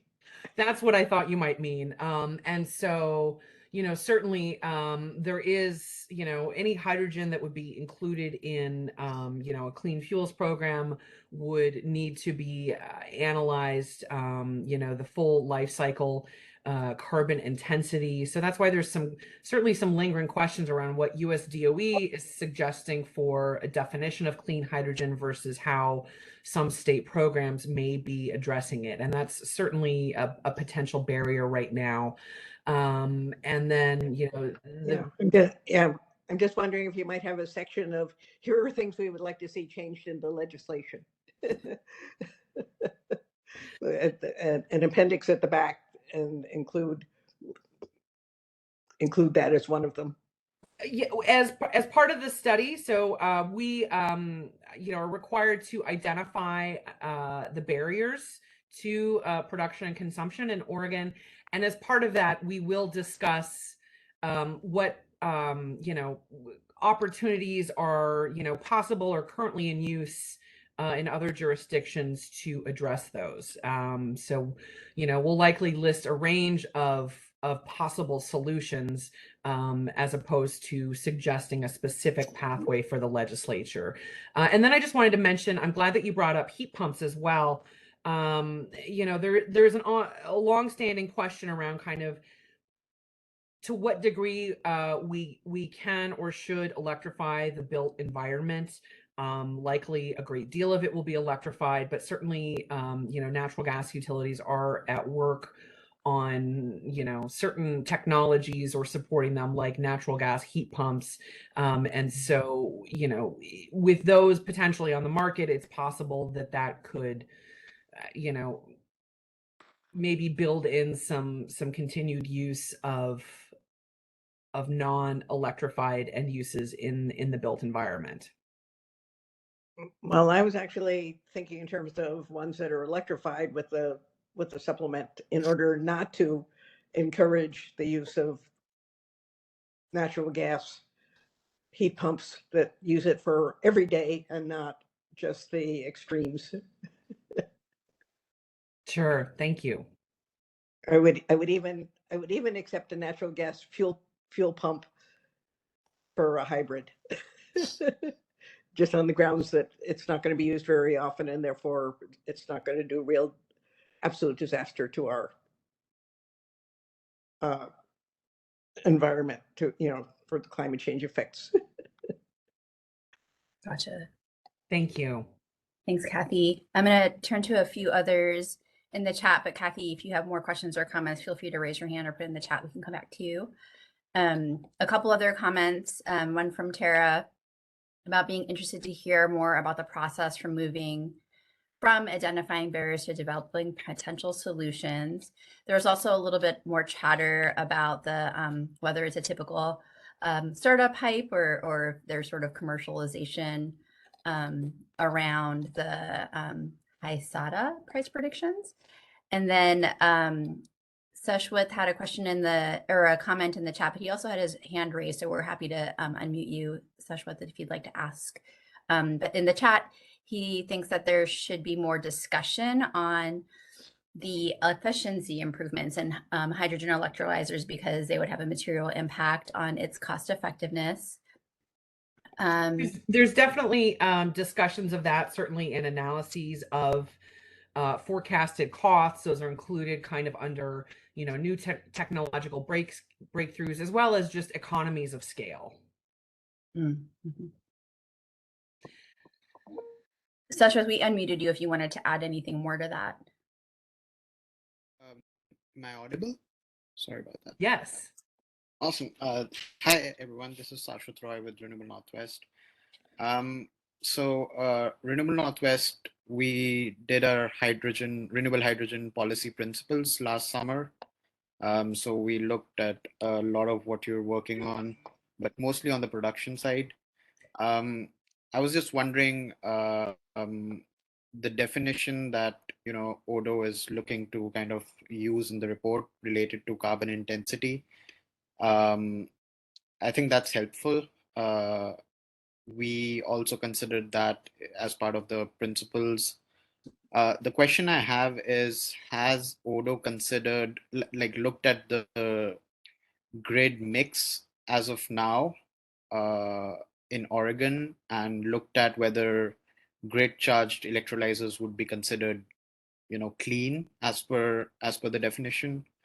And I think that would be a good thing to look at, because as we decarbonize our electric grid, even if we don't see the grid charge electrolyzer being green right now, in the next 5 or 10 years, it may be considered green or clean. There may be particular hours during the day when the marginal generation is gas, where the hydrogen produced would not be considered clean, but other hours where the solar or wind is the dominant or marginal generation, in those hours, hydrogen could be considered clean based on the definition. So I think the grid mix would be an important thing to look at, because right now, based on the current economics, just using curtailed renewable electricity is not cost effective in the near term for hydrogen production. So there might be some trade-offs between using renewable electricity directly or charging the electrolyzer from the grid. So I think that could be an important thing to look at. Thanks. Thank you. Those are all great suggestions. I just want to clarify that for the purposes of this study, we are focusing on, we're using that definition that was given in the study bill, focusing on quote unquote renewable resources. And to also Michelle Detweiler's question, we would include hydropower in that. The only reason that it's not considered quote unquote renewable for the purposes of the RPS, as mentioned, is because of the age of some of the facilities. So while we think that relying on the RPS definition of renewable for the most part is very valuable, we would include hydropower in it for that reason, because Oregon certainly does consider hydropower to be renewable, just not always eligible for the renewable portfolio standard. But with respect to the grid mix, certainly we've looked at some of the recent calculations there, especially from the Oregon Clean Fuels Program.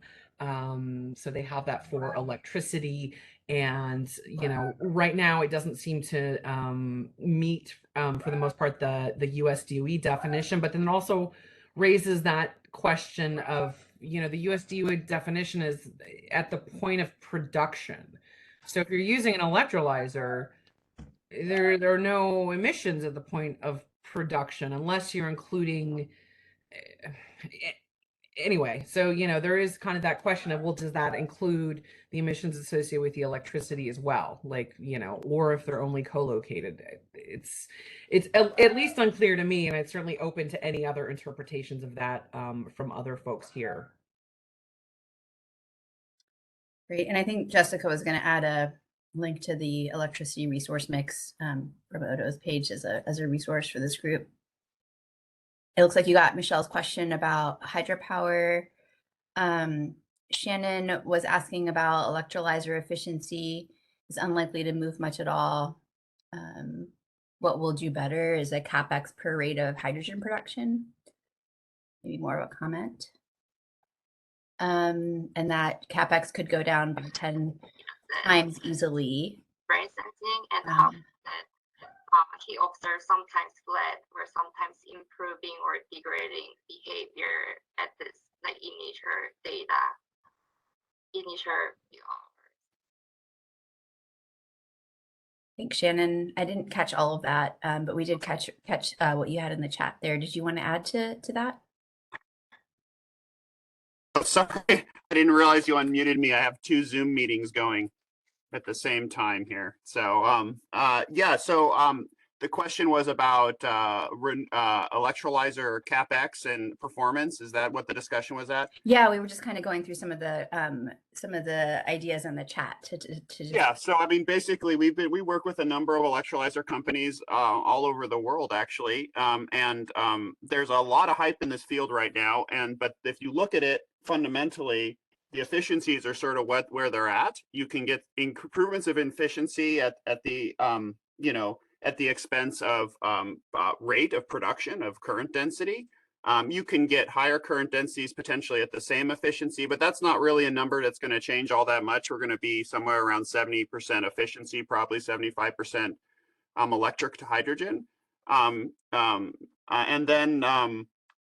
what is coming down dramatically, and pretty much everybody is seeing this, is the capital expense. And I would, you know, encourage to have a sort of more aggressive than probably typical in the types of models you guys do for scaling electrolysis, because I mean, if you look at all these industries, batteries, solar cells, all of them, they all scaled and had cost reductions dramatically exceeding all predictions that people made over the last 20 years.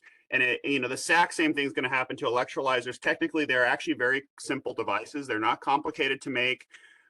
They are amenable to large scale production. There's no material resource constraints, and there'll be learning curves that will dramatically lower the costs. So I really do predict in the next decade or so we'll have 10 times less CapEx than historically has been assigned. And then that really does open up. And I think that is what we really need to be planning for in Oregon, this idea of, you know, we have this congested electric system. It's hard to build new transmission.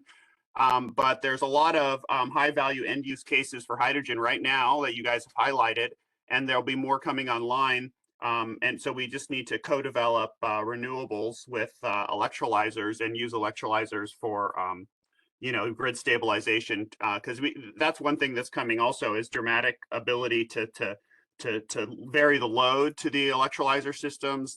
Pretty much all the technologies are starting to build this in, not just the more expensive proton exchange membrane ones. Pretty much all of them will be able to vary load by a factor of at least 5.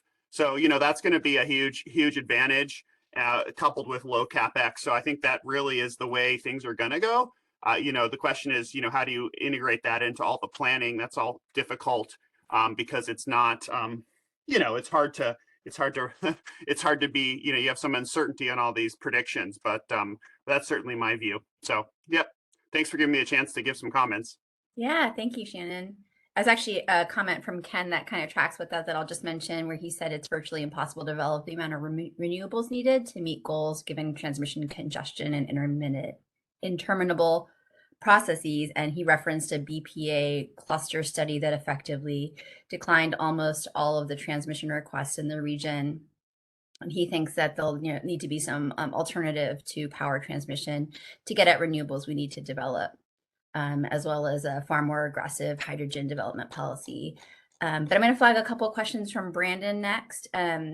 Brandon noted that there is 2 studies going on at Odo that are kind of referencing each other a bit in the legislative language in the bill.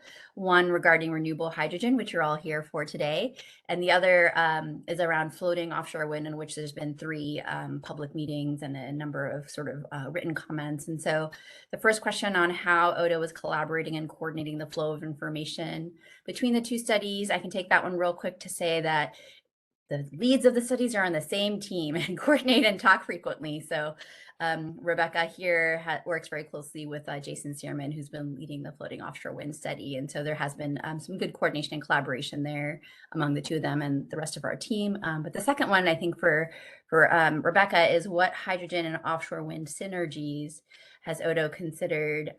He noted that at BOEM meetings for public comments, there was within the past 12 months, some strong interest in hydrogen delivered to coastal areas. Thank you for the question. And that's, certainly an area that we're looking at for the renewable hydrogen study.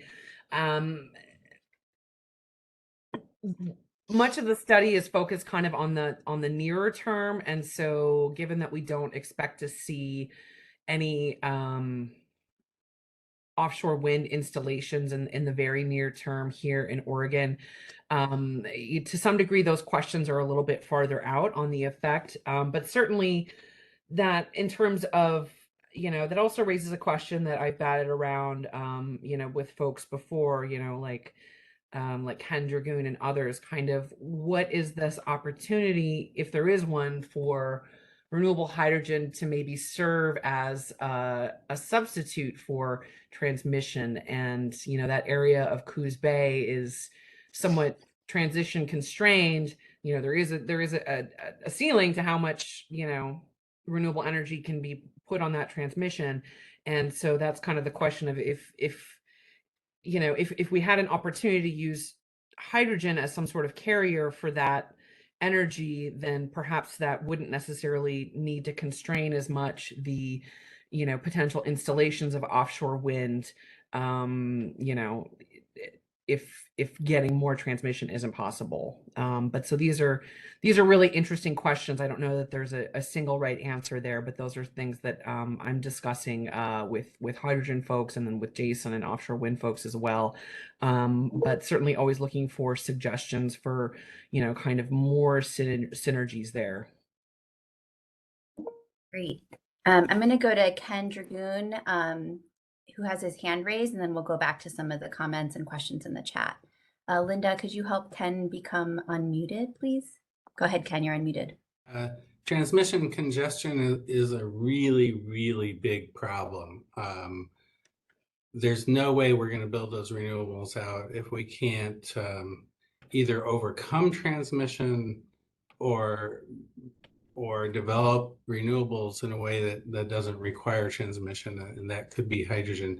There's another role I wanted to add, though, because storage can actually help with transmission congestion if it's located properly. And if the utility companies, Bonneville and others that own transmission can't figure out how to build transmission lines in under 10 years and can't figure out, can't seem to figure out how to even start that clock, we need other solutions. And that may be strategically placed storage, whether it's hydrogen or batteries or something. Hydrogen is good for the longer term, the longer term storage needs. So it can have an important role to play there if we'd start really coordinating our planning. Great. Thanks, Ken. I'm just going to flag a few more comments in the chat and then get to a couple questions here. Michelle wanted to share that on barriers, one of the top ones is the seeming lack of appetite for the state providing renewable hydrogen production incentives to launch projects so we can address the chicken and egg supply end use problem. Shannon agreed with some of the comments for Ken about co-developing renewables and hydrogen electrolysis sites. And then a question from Chris from Northwest Natural. Will your study look at the current and future values of electrolyzer curtailment for demand response? Could this value be reflected in the electricity cost for those running electrolyzers the majority of the time, unless they are curtailed to free up capacity for the grid? Chris, that's a great question. And up to now, I haven't included any potential demand response benefits or payments kind of in that value stack, but I think you raise a very good point that should be included there as kind of one more potential value stream to help these facilities pencil out, and especially maybe help make that lowered efficiency if you're predominantly relying on curtailed energy to make sense. So thank you for that recommendation. Yeah, great idea. Thanks so much, Chris. Did you want to add anything more to that, Chris? You're welcome to raise your hand and we can take you off mute. There were a few follow-ups as well from Jessica sharing the offshore wind study link if you wanted to look more there. Not seeing any other questions or comments in the chat here. So I do want to, we don't have to do a round robin or anything, but this last one down here, if you had to choose, 3 top barriers for production and consumption, what would they be? Would love to hear some discussion about that now, and knowing that we have an opportunity for written comment as well. Arlene had put in the chat just now that some barriers are: 1, lack of a unified approach, momentum for projects in the pipeline, and 2nd, confusion on the best approach. This study is giving a good perspective on synthesizing. Ken added a comment about Douglas County PUD claimed a large portion of the electrolyzer capex was offset by the curtailment ability, offsetting reserve requirements. Good, Ken, I may follow up with you on that. That's really interesting. Ken also shares a big barrier is the inability for retail loads to respond to wholesale price signals. I think that's a great point, Ken. It's interesting seeing what's coming out of the PGE demand response test bed. But certainly it's we've spent so much of the life of the electricity grid with really focused on the variable supply side, where now I think that there's more focus on that variable demand and kind of how to smooth that out. So you did mention Tacoma's electrofuel tariff. That's certainly interesting. I haven't heard of any potential tariffs from any of our utilities in Oregon under development. I have heard from some developers as well that the Tacoma Power tariff, while a great idea and a step in the direction, just didn't really make enough difference in the price of electricity to really kind of carry some projects over the line. And so I guess this goes back to Michelle's comment as well around kind of what kind of incentives might be best, and is it a tariff? Is it some kind of production tax credit? Is it streamlined siting opportunities? I guess that there's definitely some options there. Great, and I see Ken has his hand up. So Linda, why don't we go ahead and unmute him so he could add to that? Go ahead, Ken. Yeah, thanks. I'm sorry to be such a big mouth here, but I think we really need to think differently about the grid. We have thought about the grid or the utilities as providing a service to the consumers. And if you connect to the grid as a load, then there's an obligation to serve, and you pay as a customer, you pay for that obligation. But if we have loads that can go the other way, and this isn't new, we've been talking about this forever, but boy, there's just nothing much has happened. If you look at loads, at least certain of them, with the ability to support the grid, and that value then needs to be recognized either through an additional tariff or a different tariff, it's just, I don't know, it seems obvious, but it seemed obvious for decades now, and nothing much has happened. When the electric utilities started depending more and more on natural gas for generation, there was a big effort underway to get the electric utilities to talk with the gas utilities about what that implied. The electric utilities were worried about the security of the supply, et cetera. They had all kinds of worries, as they always do. Now we have the ability of not just making electricity out of gas, but making gas out of electricity, completing a circle that's a very different utility or grid paradigm. And I just, I think the biggest barrier perhaps today is a lack of imagination, frankly. We're kind of going along thinking in the same ways we've always thought, and we won't get there. We just can't get to the targeted amounts of renewables and the decarbonization targets thinking in the same ways that we've thought. So we really need, you need to think about storage as more a part of the transmission system. You need to think of the loads as more of a support for the grid. And there just isn't that kind of systems thinking going on that I can see. If it is, it's very quiet. Thanks, Ken. A comment from Janine, as well as a question. Here's that storage is a significant cost barrier, so may need more analysis on likely cost and cost-effective end uses and how to support those for speed time to market. Sounds like hydrogen for resource adequacy is not realistic given timeframes. Maybe that needs more exploration.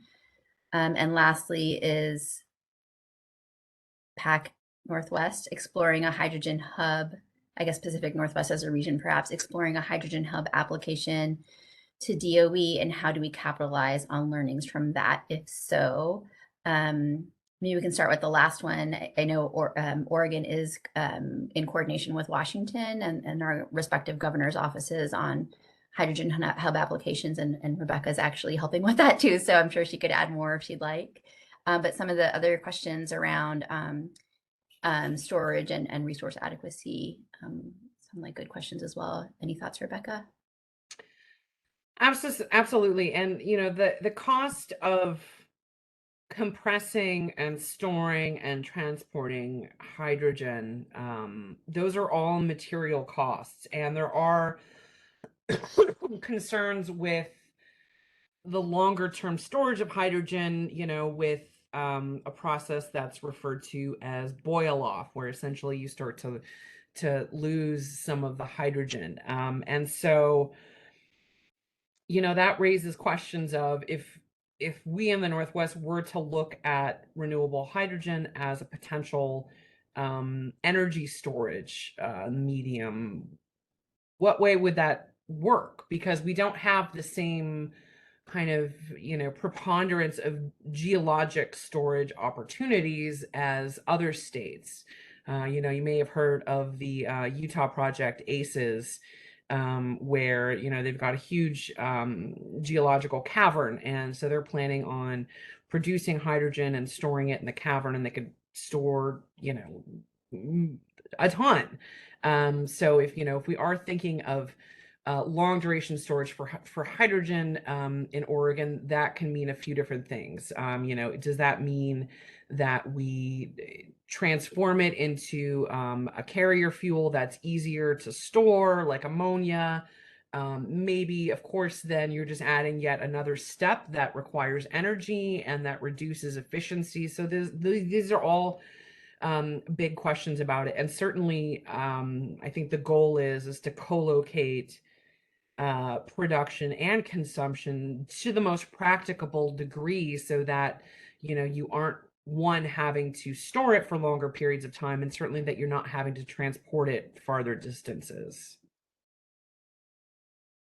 And then, yeah, so Ruchi also mentioned the hubs work, and we at Odo have been involved in conversations with Washington and with Oregon stakeholders on that. And so certainly that process has really yielded some great insights that are transferable to the study in terms of what developers are, talking about and looking at what pencils out right now, what doesn't, what the project development landscape looks like in Oregon, things like that.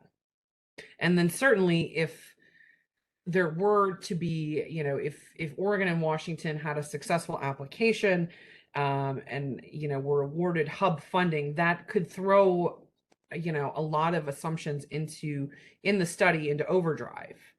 An infusion of 500 million or $1 billion into the region, into renewable hydrogen, could really be transformative in terms of, helping with that chicken and egg issue, getting production up and running, helping, immediately getting potential off-takers plugged in, and just really kind of starting to build that ecosystem that we need.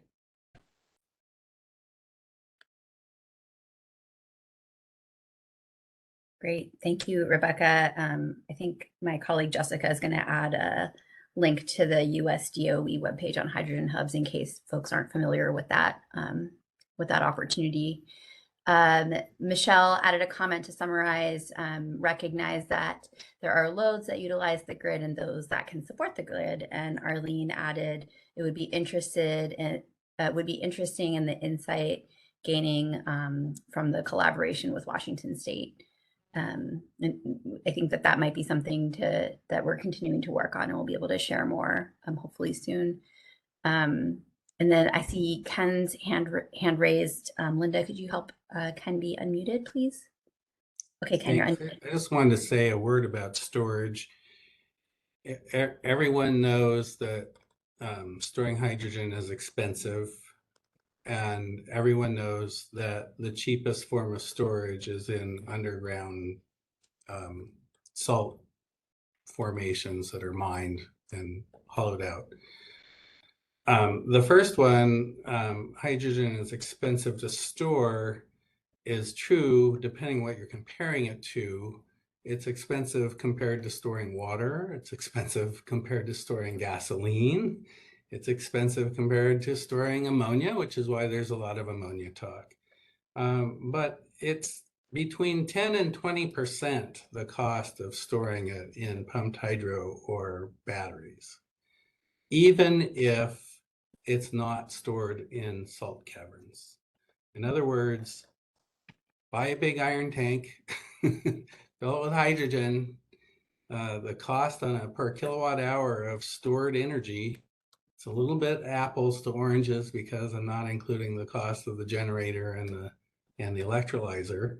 But at scale, once you do that, you'll come to the same conclusion that it's 10 to 20% of the cost of storing in batteries or pumped hydro, and lasts a lot longer. So I just wanted to say that because we know that storing hydrogen costs a lot, and I want people to modify their view a little bit. Doesn't cost a lot compared to storing electricity in a battery or pumped hydro.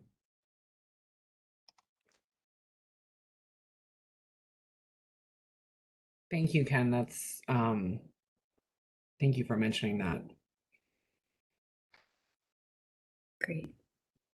Not seeing any other hand raises or comments or questions in the chat.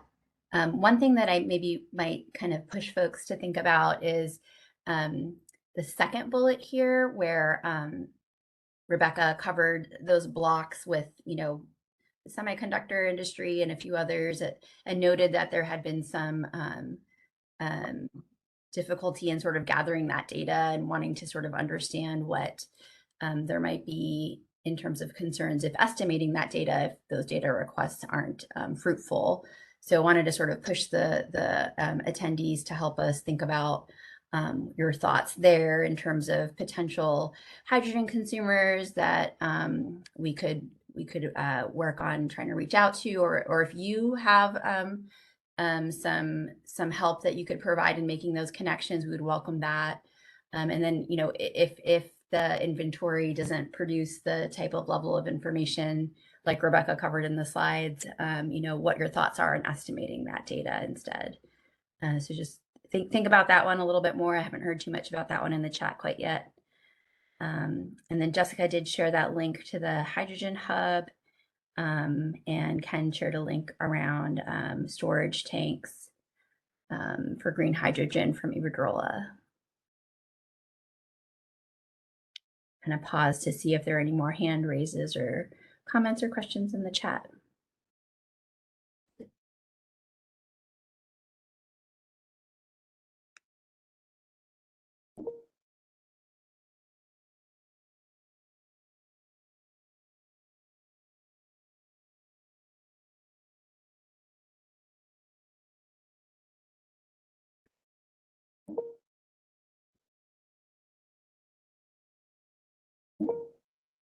Keeping this one to be a slightly longer awkward silence to let you think about your ideas here.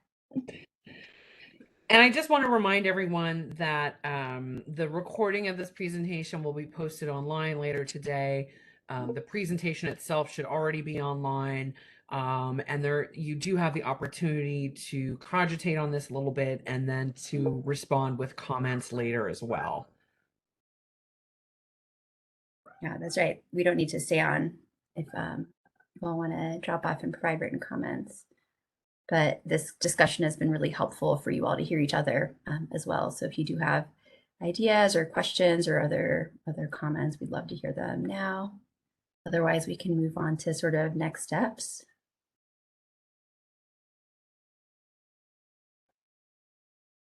Not seeing any hands raised. Linda, are you seeing anything? No, I'm not. Not at this time.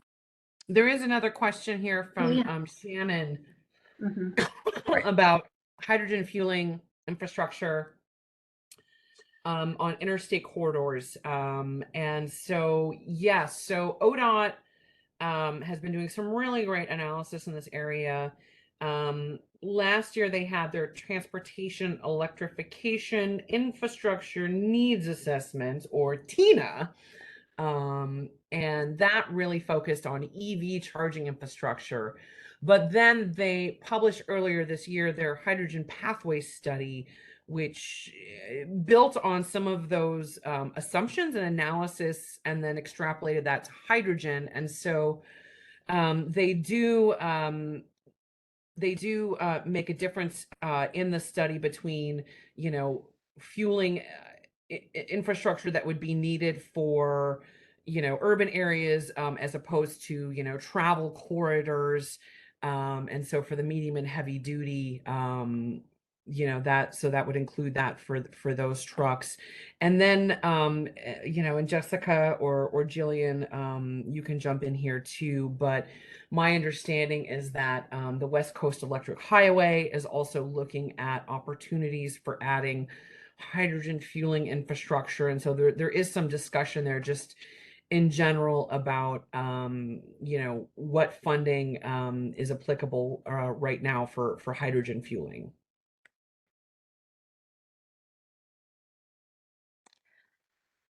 That's great. The Shannon responded with that's a very high value use of hydrogen, and Michelle had a process question, which I'll get to in a second, and Ken had another comment around the Tacoma tariff. That was the first effort, somewhat experimental, not necessarily rigorously determined to be based off their cost, but to have a high probability of recovering their costs.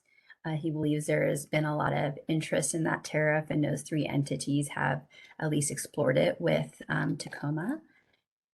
Thanks for that additional information, Ken. And then Michelle had a question about the written comments after this workshop. Are they to be primarily based on the questions that you see on the screen, Rebecca, or are there other things that would be helpful?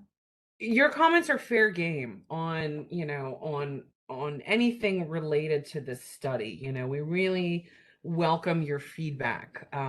So you know, in terms of how we're framing a specific part of the study, how we're framing the entire study.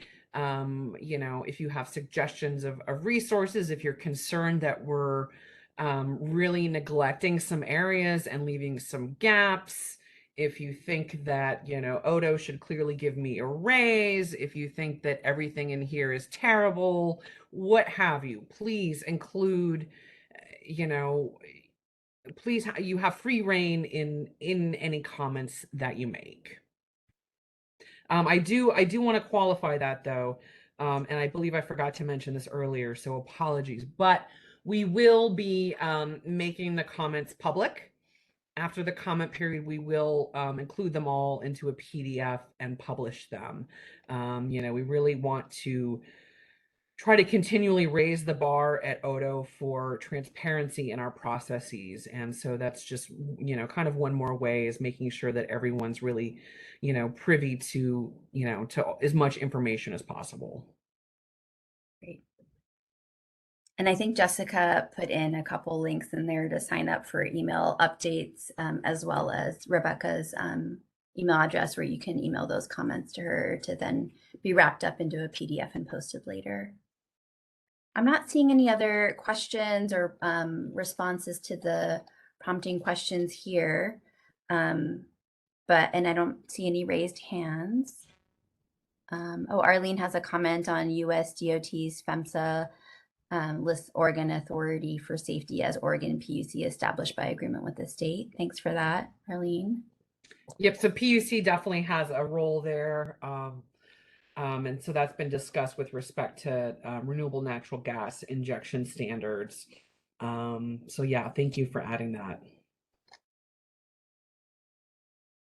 Well, we have about 20 minutes left. Rebecca, do you want to cover next steps? And in case there are other questions, we can always come back to the discussion. Does that work for you? Yeah. Pardon me. Absolutely. Oh, you know, Jillian has a great comment. Thank you, Jillian. So yeah, so Jillian mentioned that I-5 is designated as an alternative fuel corridor through the Federal Highway Administration's program. And so it makes it eligible for funding for hydrogen fueling infrastructure through some of the infrastructure bill discretionary grants. And that ODOT is planning to pursue this grant opportunity for fueling. Wonderful. I knew that there was more going on and that I'd utterly blanked on it. So Jillian, thank you so much for adding that. That's really helpful. Yeah, so next steps are we are, you know, continuing to refine our initial findings into what we hope will become our final findings, or what will become our final findings. As part of that, we have presented these to our technical advisory committee. We have presented these to you here today. We will continue with some of the wrap up on some of that analysis, especially some of the recently released discussions of cost and other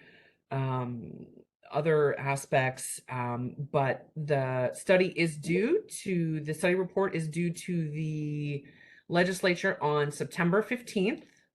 And so between now and then, we are on schedule for late August to have another stakeholder meeting where we will provide you an opportunity to see the really polished final findings before we publish them. And that will be another opportunity for feedback, especially if there's just any last minute, like, no, you need to sharpen your pencil here, or maybe you forgot this gap, or have this great idea of how you can reframe this. So certainly all the feedback that we've received today, and that also that we may receive written over the next 2 weeks, will be an integral part of refining our analysis as we work towards completion of the report. And as mentioned, the report will be made public pretty much as it's submitted to the legislature. I don't know if that will happen the same day or if it will be September 16th, but in there. And then